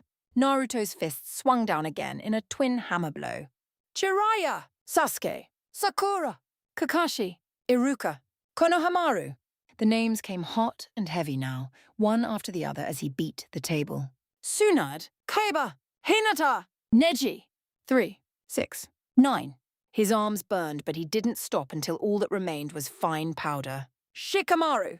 Ino! Choji! Everyone! He straightened, eyes burning, lungs aching. Jaune cringed back, trying to squirm away, yet unable to do so. You lost one life. His wrist flicked out, seizing him by his collar. I lost my entire world. When he tried to speak, he roared him into silence. Don't you dare say I don't understand. I've lost more than you can even begin to comprehend. And sure, I stumbled, but I got better. I got over it. I did my damn job. He shook him fiercely. Because people are depending on me. Just like your team's depending on you. I'm sorry. I didn't mean it like that. No, of course not. Blasted kids. Never in the wrong. Not me. Never me. He had to go. Needed to leave before he did something monumentally stupid. With a hoarse voice, Naruto called for the guards. They entered with ashen faces, no doubt having heard the clamour he'd made. It didn't help when the pile of dust that had once been a table at Yuna's feet, and the sniffling mess of a huntsman behind it. No doubt this would fuel the Atlesian rumour mill to new heights. For once he didn't have the heart to stop them. On trembling legs, Naruto stumbled away, giving orders for them to clean the mess up. He glanced back at Jaune, strangling a snarl in his throat. Your team needs you. You're their leader. Act like it. The door slammed behind him. 0.0, 0.0. I have returned. Arthur looked up from his task. As ever, his pawn awaited their orders. Such a loyal little soldier, ever without question. Well done, my dear. He patted their head. 1 down, 2 to go. 0.0, 0.0. Well done. Naruto made it all of 3 steps down the hall before the assault came. One moment his vista was clear. In the next he was hit with an avalanche of blue and white. An arm looped around his shoulders and dragged him close, even as another slapped him heartily on the back. He squirmed for a moment, realized he wasn't under attack, and found himself summarily released a moment later. Seal's voice echoed in his head. Ouch! That looked painful. Because it was. James! He took a moment to breathe, wincing at the bruise he could even now feel forming on his back. What the hell? In all fairness, James Ironwood wasn't known for being physically affectionate. It was more a brisk, manly slap on the back, but it nearly knocked the wind out of him nevertheless. Say what you would about his methods, but the Tin Man had a heart under all that steely resolve. And he was smiling. Actually smiling. Had someone killed the general and put an imposter in his place? All right, he groaned. I'll bite. What's got you in such a good mood? Everything. The man's laugh startled him. With Kalos in custody, we've deprived Salem of a pivotal pawn. Ironwood was happy to oblige him. For once, he didn't look stressed out of his mind. Our top surgeons are working on him and arm aside. They say he'll make a full recovery given the extent of his injuries. And didn't Naruto just wince a little at that? And we'll be able to question him soon. I want to be there, James nodded. Granted. By the sage, he couldn't remember the last time he'd seen him smile like this. Not carefree, not exactly, but far more relaxed. Had his stress, his semblance, really been affecting him that badly? He'd done his best to pick up the slack for him, but this was the calmest he'd seen him in months. Why did he have a bad feeling about this? Moreover, Ironwood continued apace, With Robin finally elected to the council, we have a fair chance of implementing our plans. He turned a faintly bemused smile to a nearby screen mounted on the wall, highlighting her giving a speech to her constituents. She's a good woman. A worn smile graced his tired face. I have high hopes for her. Naruto saw the chance to needle him and went for it. She has high hopes for you, too. Very high hopes. Ironwood blinked, somewhat taken aback. Pardon? Just don't be surprised if she calls you down to celebrate. Huh, the great general of Atlas could actually blush. Who knew? Unfortunately, it reminded him of an altogether more unpleasant topic. Those plans you mentioned. His smile soured a little. You're still giving the go-ahead to use my blood? On limited terms only. Do you still have qualms about that? No, just nervous. He shrugged. Disabling semblances temporarily is all well and good, but we need to be careful about this. A thought occurred to him. You haven't been using those pills Pietro made, have you?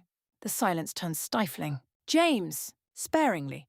The general pivoted to lean against a wall. Once a week? No more. I'm gonna hold you to that. Naruto jabbed his chest with a finger. We still don't know the side effects. And this isn't over. He barreled on before the conversation could move to murkier waters. Tyrion, he was working with someone. Had to be. No way the lights went out like that. You don't understand. He blinked out the memory and found the general shaking his shoulder eave so gently. Are you all right? I'm fine. He rolled his eyes but didn't bat the palm away from his shoulder. Just thinking. About Ark? James flicked a glance back toward Jorn's cell. Is he sane? I don't know. Loaded question. There. He didn't need to read the room to know what he was saying. He claims he saw a dead woman. Do we have any files on someone called Pyrrha Nikos? James paused. The Nikos girl? Yes. She perished during the falling of Beacon. She died bravely. Are we certain? Yes. His brow furrowed. Miss Rose was adamant about that in her report. He'd have to talk to RWBY, see what she had to say. Maybe they'd overlooked something. Then who was he chasing? I know Jorn. Not as much as he thought he did, apparently, but the fact held. He wouldn't hair off like that for nothing. Was it a semblance? I know there are all kinds, but someone with the ability to change their appearance, perhaps. James granted him a grunt, face closing down. Pyrrha Nikos is dead. Ashes on the wind. You're chasing a ghost, son. Maybe so. He waved a hand, trying to damp down the dread he felt at the thought. Good thing I'm not afraid of 'em anymore. Eh? Ironwood granted him a wary smile. Then you might want to watch your flank. A shadow reared up behind Naruto. Hugs! Penny, why? Because. She only held tighter. Dad says hugs make everything better. Guileless green eyes blinked up at him. Is he correct? They really did. But he didn't have time for this right now. He had leads to track down, witnesses to question, and a prisoner to interrogate, once of which he was looking forward to more than the others. None of which could be entrusted to a clone. This was sensitive work. Penny, I appreciate this, really, I do, but hey! He tried squirm free, only to find her grip stern as steel. Come on, let me go. No buts. Seal swept in from the right to snatch his other arm. Your stress levels are much too high. They are not. He kicked and flailed to no avail. Come on, Ironwood, help me out here. James was already waltzing away, the absolute bastard. Don't be too loud now. Naruto glowered at him and shook a fist in his direction. I'll remember this. Seal kissed his cheek. I can think of something better to remember. His face burned. Eh? Indeed. Penny chirruped, catching her hint for once. Good memories are the best kind. In no time at all, the girls had dragged him to their room. And wouldn't you know it? Stress relief felt pretty damn nice.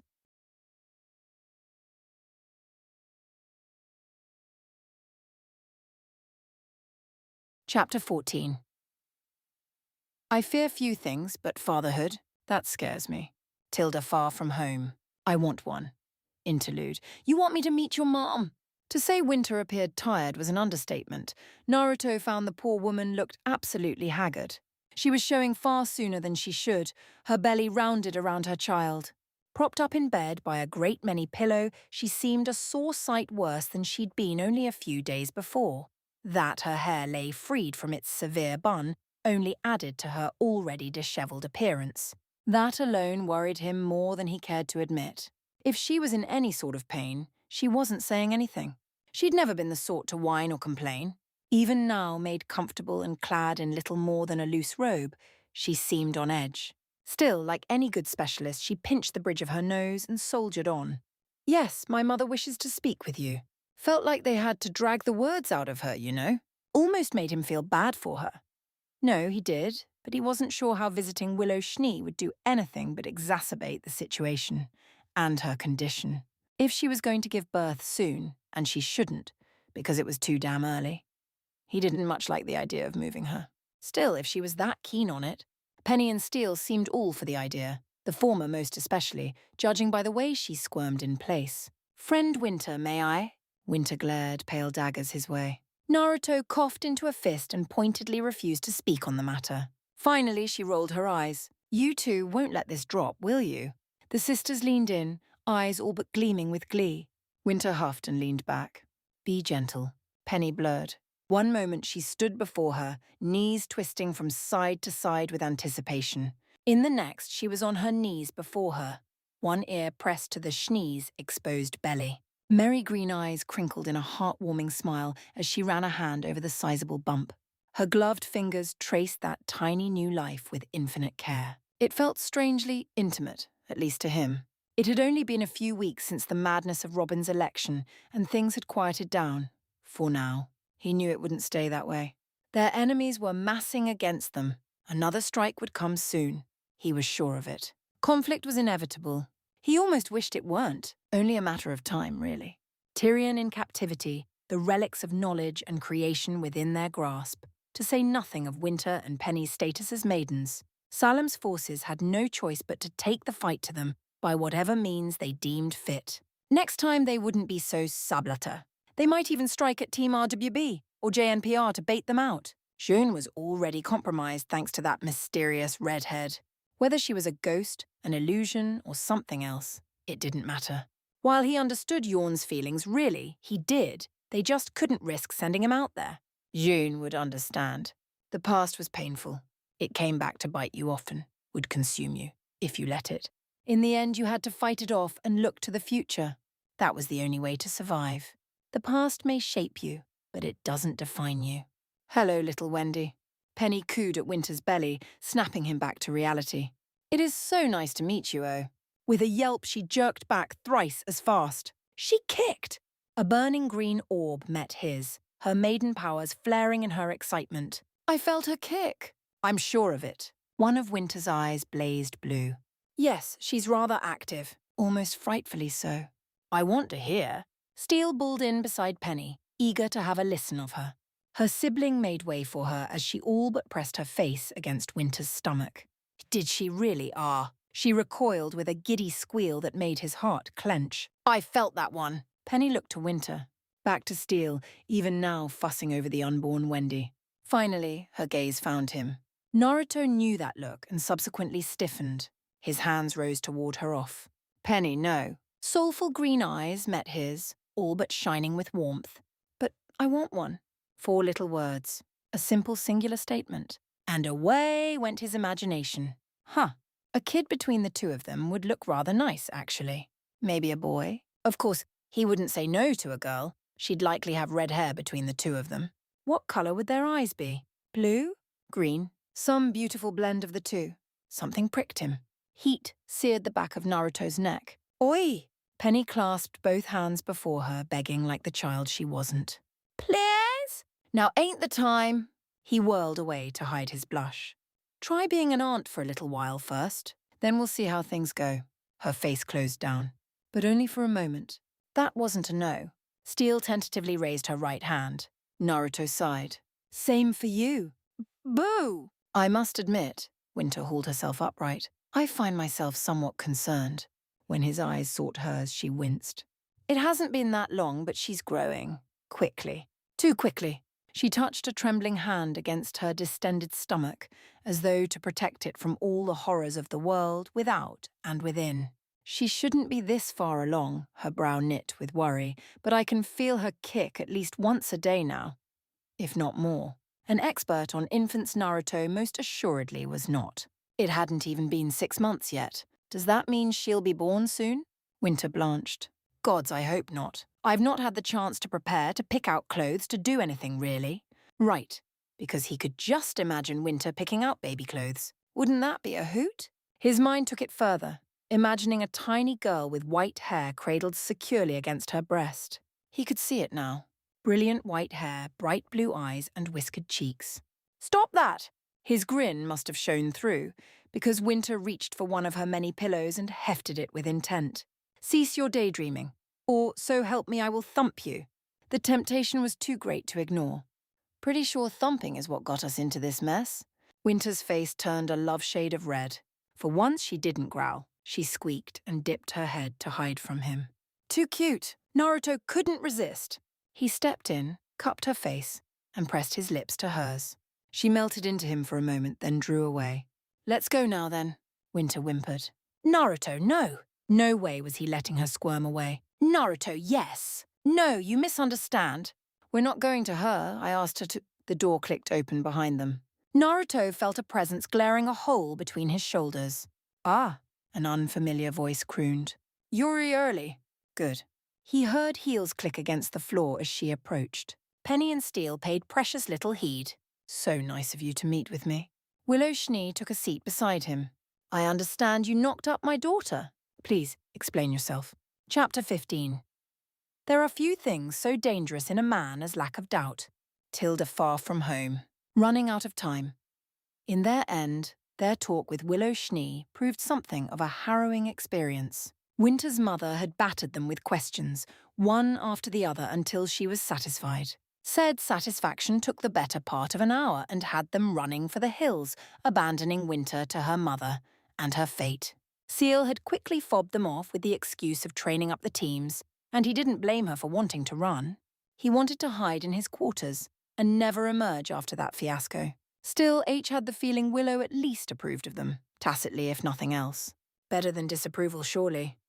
That was bracing! Evidently, Penny disagreed. She seemed unfazed as ever as she skipped beside him. I didn't realize Winter's mother could be so... stern. Not the word I'd use, Penny. Naruto groaned as he slunk down the hall. He had only one thought on his mind. Reach their quarters, fling himself into his bed, cuddle up with Penny, close his eyes and sleep like a rock. Not another bloody thing! Everything else was secondary. Willow Schnee is certainly scary, his partner chimed cheerily.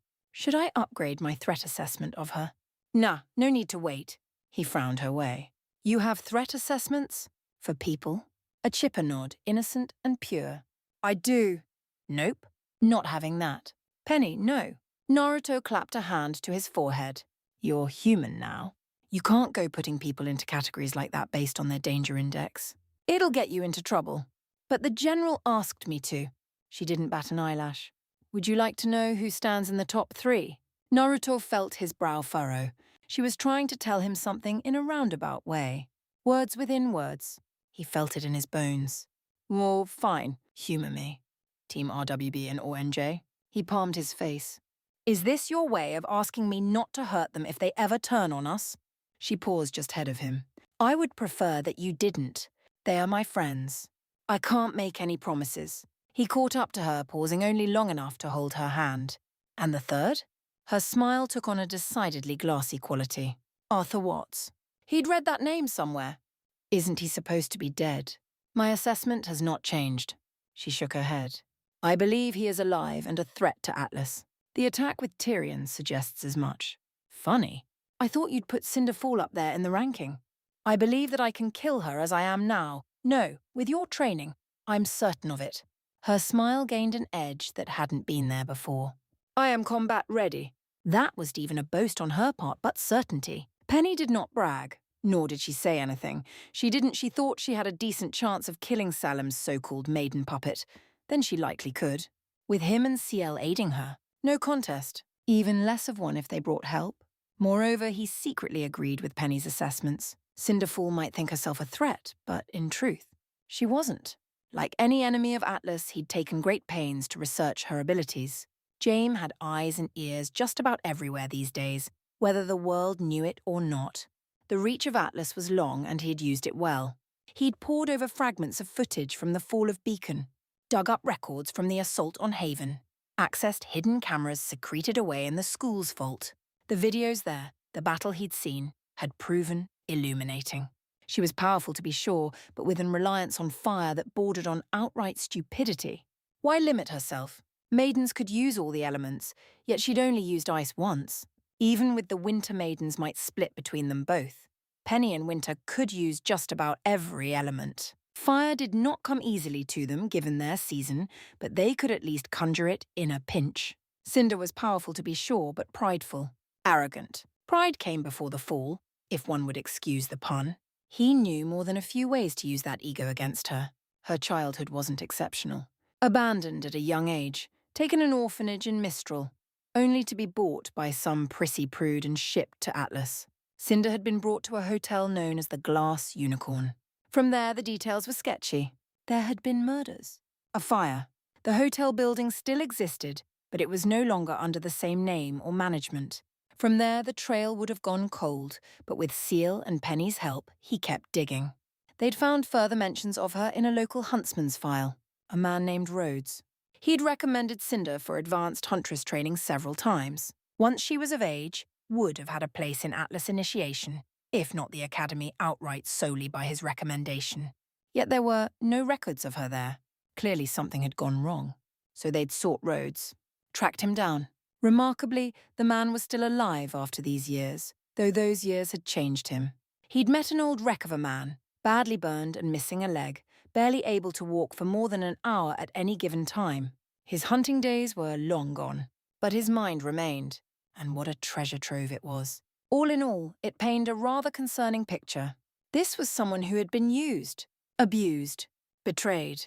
Someone who would do anything for power, anything not to be weak again. Someone who didn't care for anyone but themselves.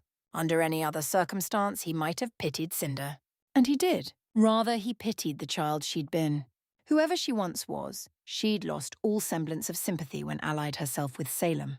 Even more so when she attacked Beacon. She'd sought the same in Mistral, and he had no doubt she planned the same for Atlas and Vacuo. Death wasn't good enough for someone like her. They were going to break her. Killing her would send the power of the full maiden elsewhere. Best to contain it within a mindless husk. Was that vicious of him? Perhaps. Kurama would have had words if they were still able to communicate. But the enemies of Atlas deserved no less. James was trying to hold this city together, and barely holding together. Hopefully with Robbins's mare, it would remain. When Cinder came for Penny and Winter, and they would be ready. That Raven Branwen was an impressive fighter too, and a maiden at that. Intelligence pegged her as being in Vale at present, but her semblance was Portal's. He'd need to put feelers out, a hand tugged his. He blinked and found Penny staring up at him. You were mumbling to yourself. Belatedly, he realized he'd reached their quarters. He pulled out his scroll and used it to open the door. Penny hauled him inside, guiding him to the bed. Sleep suddenly seemed a distant dream. His mind whirred back and forth, considering possibilities, enemies, potential dangers to Atlas. It took a fair bit of effort on his part to reel himself back in. Just dwelling on our enemies. A thought occurred to him then. I'm surprised you don't have me on that threat index of yours. No, her face closed down. I love you. And didn't his heart lurch hearing that? Seal does too. You could never be a threat to us, ever. I'm not infallible. Nope. She grinned. Penny! Nope. Ruby's got you using that word too, eh? Yep. He really didn't deserve this pure, beautiful angel of a partner. Come here. He drew her into his arms. She buried her face against his chest and snuggled closer. You are very warm. So was she. Her old body hadn't been cold, but it hadn't felt right either. Heated metal beneath paper-thin skin. But here? Now? She snuggled against him, all but spooning her body into his. He could feel her pulse beating, the warmth of her breath against him, the all-softness and curves beneath her dress. Penny held him a little tighter, voice muffled against his chest. I really do love you. I know you do. He laid his chin atop her head. Whatever comes next, we'll face it together. They held one another for a long moment, simply luxuriating in one another. It didn't quite feel the same without Ciel, but he was sure she'd catch up. Likely barge right in the moment she saw them like this and ask for a hug of her own, her voice chimed out in his head through their link. I certainly will. He bit his tongue to hide a laugh. Silence stretched between them as they held one another. Penny broke the silence first, her voice muffled against his jacket. May I ask you for something? Sure, why not? What you want? Penny made a happy noise. She really was too pure for her own good sometimes. He'd do his best to help her on onto that. She raised her gaze. I request a head pat. A blonde brow rose arching into his hairline. Really? Just that? Not a kiss? You said I can have one of those whenever I want. His face went red all over again. I did. That's why this is special. It requires your cooperation. Fine. He patted her head, rubbing his palm against her hair. Green eyes, closed mouth curling in thinly veiled bliss of a heretofore unseen nature. Her eyes flitted up to meet his. Blinked once beneath long lashes. A hand rose to cup his cheek. She tugged at his face, drawing him down to her. Gentle lips met his in a slow, lingering kiss. He inhaled reflexively and shifted his grip on her, holding her by the hips. The door burst open. No fair. Steel Seal took one look at them and thrust herself between them with an angry squawk. Me too, me too, Naruto sputtered. I thought you were training Team RNJ and RWB. Finished early. They collapsed from exhaustion. Penny blinked. Even Oscar? I don't want to talk about him, she pouted. Head, pat. All right, all right. He reached down to tousle her hair in turn. Penny took the chance to pounce on him, pushing him down to the bed. May we engage in procreation now? Red alert! Red alert! Red alert! All hands to battle stations. His face burned all over again. Why did she have to say it like that? Procreation implied children and children implied sons or daughters. He already had one on the way with Winter. The idea of more left his head spinning. Surely they couldn't be serious about this. Could they? Yet they were both giving him that look. Just call it sex, Penny. Affirmative. 0.0. 0.0. Ruby was waiting for him in the hall when he slipped out some hours later. He knew something was wrong at once. One look at her was all it took. Her hair was ruffled, her clothes dirty. No sign of Crescent Rose with her. Even her normally bright silver eyes seemed dull and weary. She blared anxiety like a broken sieve, gaze flitting this way and that, looking anywhere but at him. Can we talk? Could they? It wasn't that he wanted to hurt them. He didn't. But he would if he had to. Even if it meant going against Penny's wishes. Capture might not work. Not where RWBY was concerned. Or NJ they could at least contain, barring any antics from Ozpin, but he didn't trust them. Their semblance-cancelling drugs would only last for a few hours at best, and he wasn't eager to keep testing those. He didn't know what effects repeated exposure to his blood would instill, after all. Bad enough James was starting to use those pills to suppress his semblance. Fine. He leaned against a wall. Talk. My, team. Ruby squirmed under his stare. They don't like you. I'm shocked. His deadpan didn't do wonders for her confidence. The poor girl squeaked a little. Why tell me something I already know? Weiss was horribly cross with him for knocking Winter up in the first place. Yang and Black had trust issues. Even with Robin's election as mayor, they still didn't believe in him, much less the ace ops. Tough. That was their problem, not his. He'd already tried to extend the proverbial olive branch, as it were. Because, she gulped once, took a deep breath to steady herself, and barreled on. They were talking about spying on you. His eyes narrowed. Did they now? I told them not to. Her arms flailed, voice rising in a wail. They wouldn't listen. Then I'll thank you for the warning. He didn't want to be angry with her. Really, he didn't. It felt like kicking a puppy. Trust is a two-way street, Ruby. I want us to get along too, Ruby. We're still on the same side. But if your team keeps pushing me... She winced. We're friends, aren't we? His temper sparked. Friends. A blonde row rose. Is that what you call this? No, no, no. He shook his head. You don't seem to understand.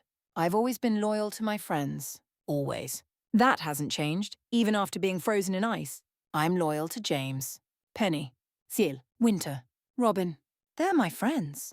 I've even grown kind of fond of the Aesops, in an odd way. But you. The petite huntress quivered. Me? You? He snapped at her. Ask yourself this. Are you my friend?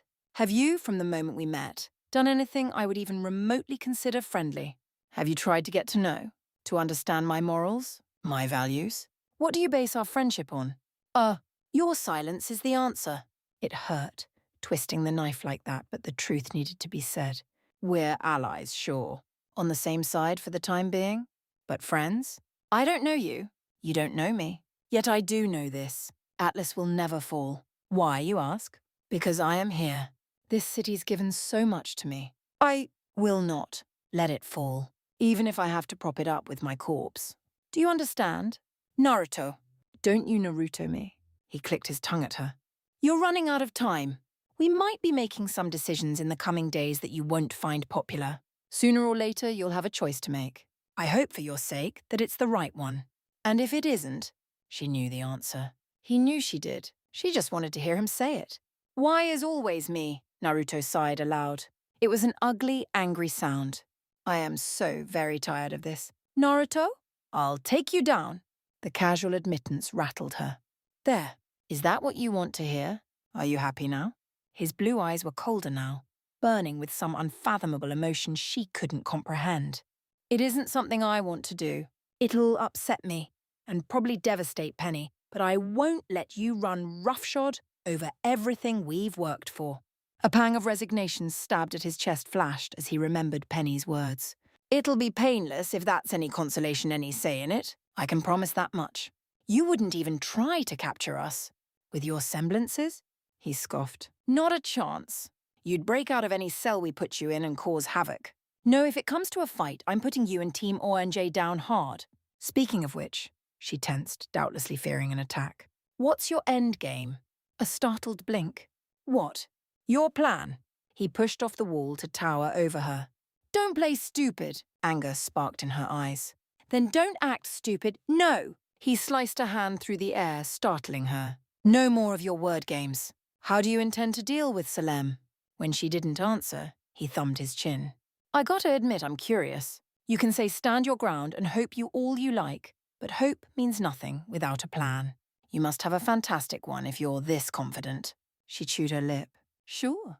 Wait. He read her like an open book, turned to the last page, and found her wanting. You don't, do you? His disbelief was almost palpable, choking common sense but not his tongue. You don't even know how to deal with Salem. All that high and might talk, yet you're even worse off than us. At least we have resources behind us. You're flying by the seat of your pants. So what if we are? She glared at him. It's all we can do. What would you do? Use my damn head? He shook his now, biting down on the swell of outrage that followed. Immortal doesn't mean invincible. What cannot be killed can be bound, sealed, contained. Strap her to a rocket and shoot her out into the atmosphere fast as you can before the dust burns out of the engines. Bury her in the deepest chasm in the darkest ocean. Cut her in countless pieces and lock each away in the vaults. Hell, I could pump her full of sage chakra and turn her to stone. Get her so drunk or high that she can't even think about destroying the world. Anything's better than this wait-and-see attitude you and yours seem to have adopted. It can't go on like this, Ruby warbled. What are you saying? Well, when things come to a head, and they will, make the right choice. He poked her forehead. Your team looks to you. They'll follow you. Don't make any boneheaded decisions. Think it through. We. Silver eyes dimmed under his stare.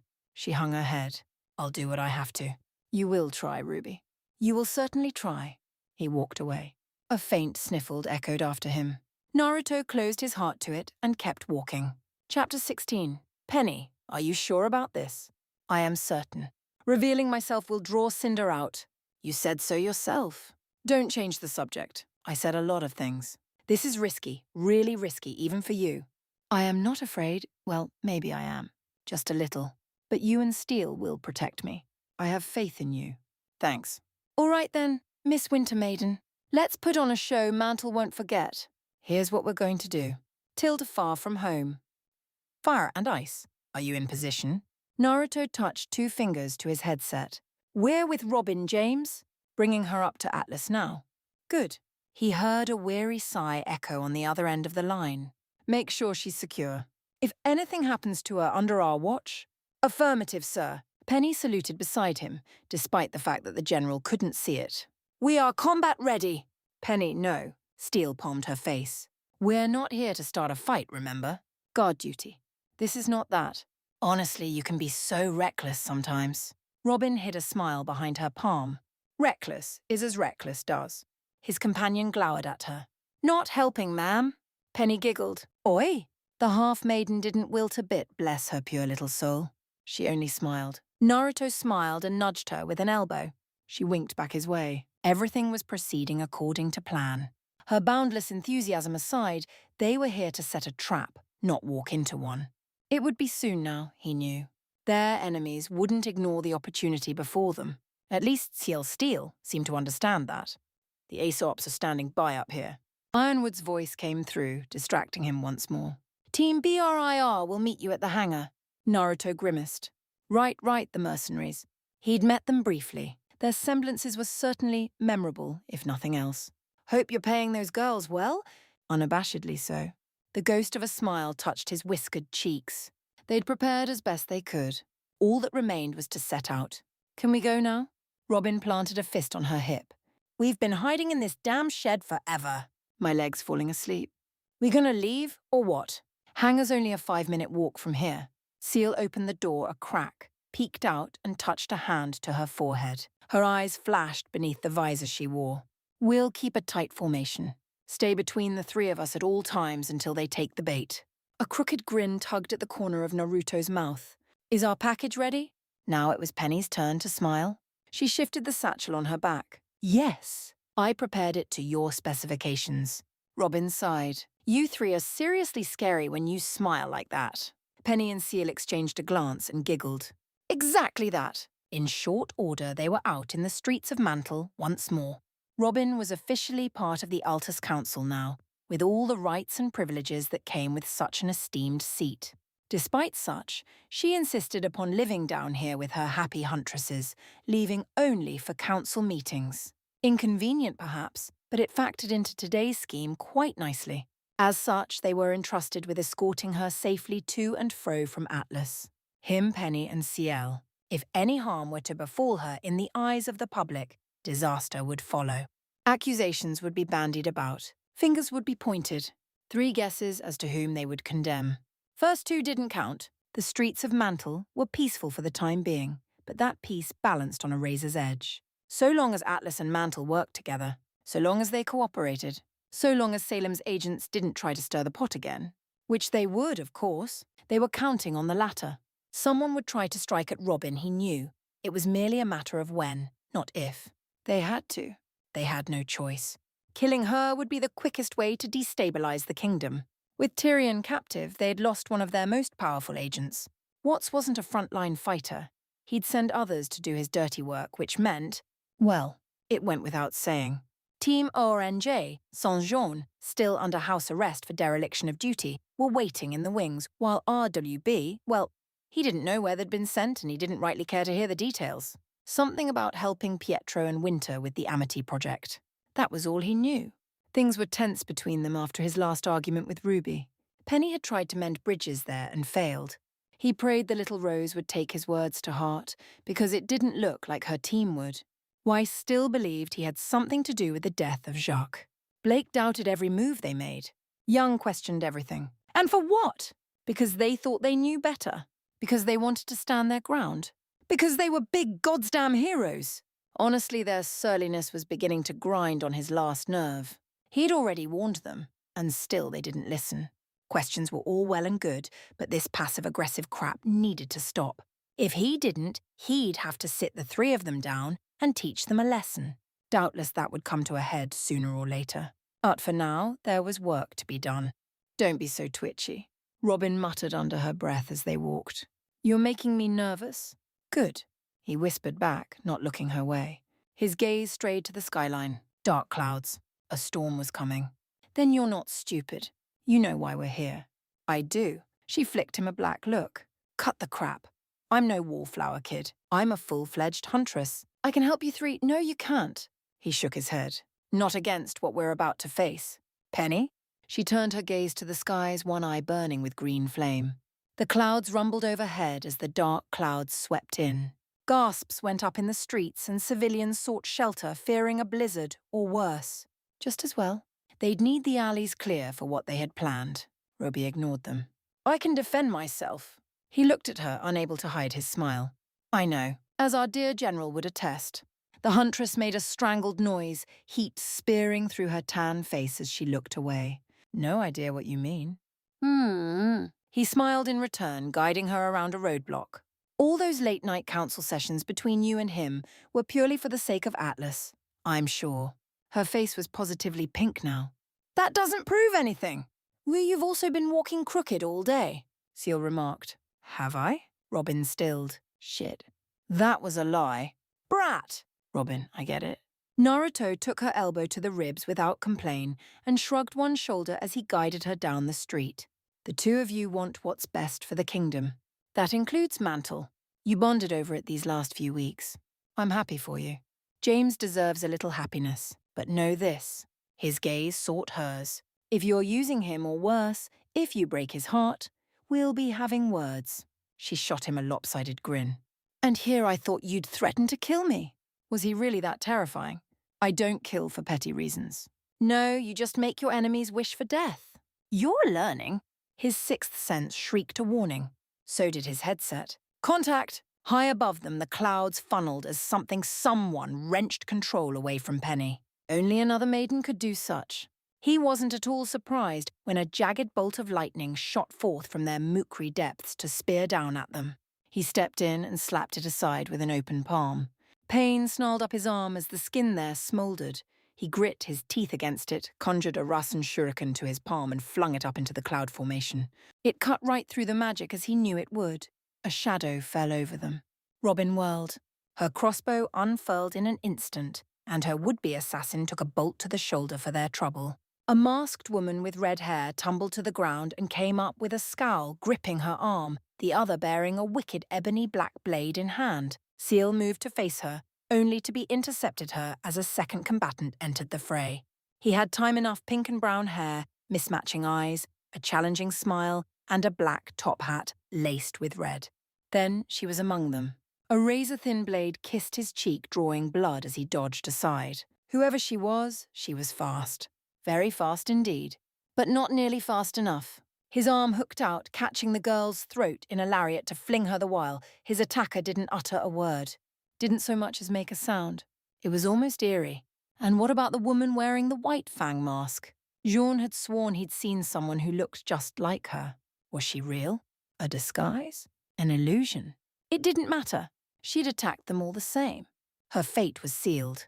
Penny, back Seal up. She looked back to him instead. She cut you. It's just a flesh wound. He waved her concerns aside. I'll be fine.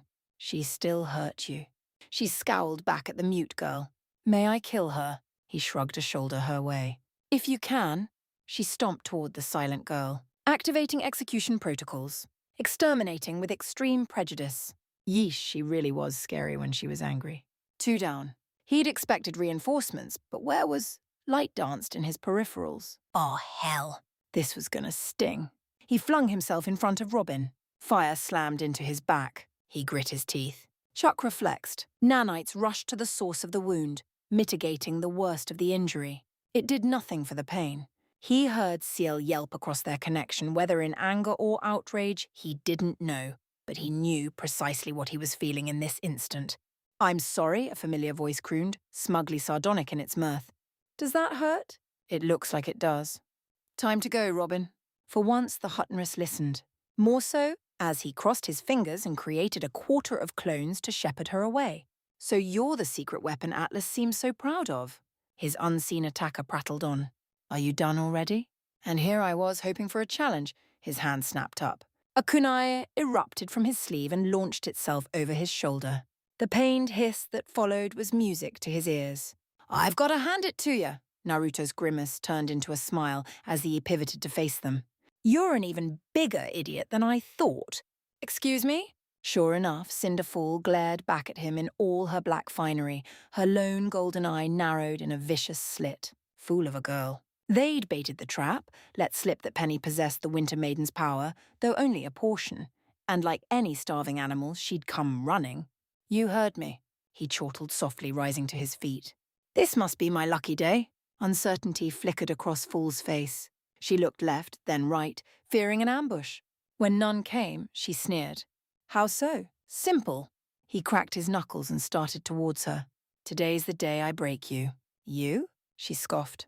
Break me? I very much doubt that. Well, seeing is believing. He closed his eyes for a moment and drew on the natural energy in the air. Down here in Mantle, there was plenty to be had. Blue eyes napped open, gleaming gold as orange dusted his eyelids. The pain howling in his back became a distant memory as he stalked forward. If she had any thoughts on his sudden ocular change, Cinder didn't remark on it. More fool she. They'd prepared for this eventuality. He just didn't think Cinder was stupid enough to fall for it. You changed your eye color, so what? Never mind. She was even more of a fool than he thought, Naruto tutted. Always have to get the last word in, don't you? Let the act commence. He stomped down and kicked forward, launching himself at her headlong. She flung out a hand to burn him alive. He crashed through it at speed, grinning as the fire bled off his hardened skin. Clenched knuckles barreled into Cinder's face. Aura saved her nose. It did not save her dignity. She hurtled down the alley like a flung stone, struck the ground once, bounced and tumbled up to a knee. You disappoint me, fool maiden. He feigned arrogance he didn't feel as she stumbled to her feet. Rhodes spoke so highly of you. Surely you can do better. She froze. How do you know that name? I know a great many things. He grinned her way. Would you like to see him? I'm sure he'd love it to see you. A host of foreign emotions flashed across her face. He's alive? Her voice warbled like the angry child she still was at heart. Then her good eye narrowed. No? You're lying. One way to find out. She lunged at him, fire flaring from her feet. Did you really think it would be that easy? His fist shot out, catching her ankle, whipping her into a wall. That I would put my friends in harm's way without taking precautions? She snapped. There was no grace to her fighting style now. She fought like a wild animal, swinging and slashing, raining down blow after blow upon him, desperate to break his guard and bring him down. When that grew boring, he gave up blocking completely and weaved backward, forcing her to follow. On and on she hounded him, like a raging bull barreling deeper into Mantle.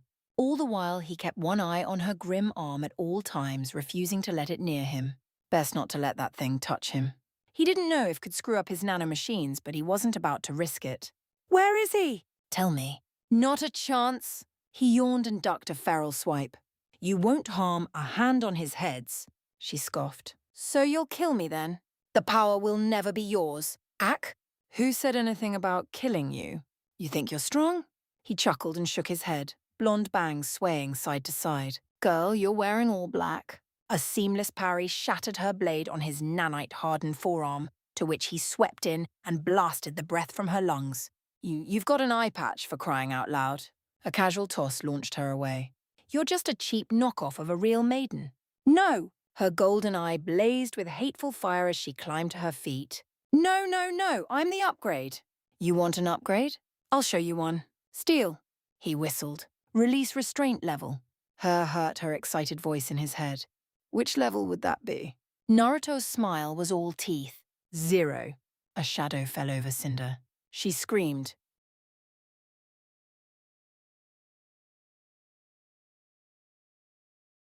If you have enjoyed this part, consider subscribing to the channel and leaving a like on the video. The support is going to help me continue to make what-if videos, especially with me returning to studying.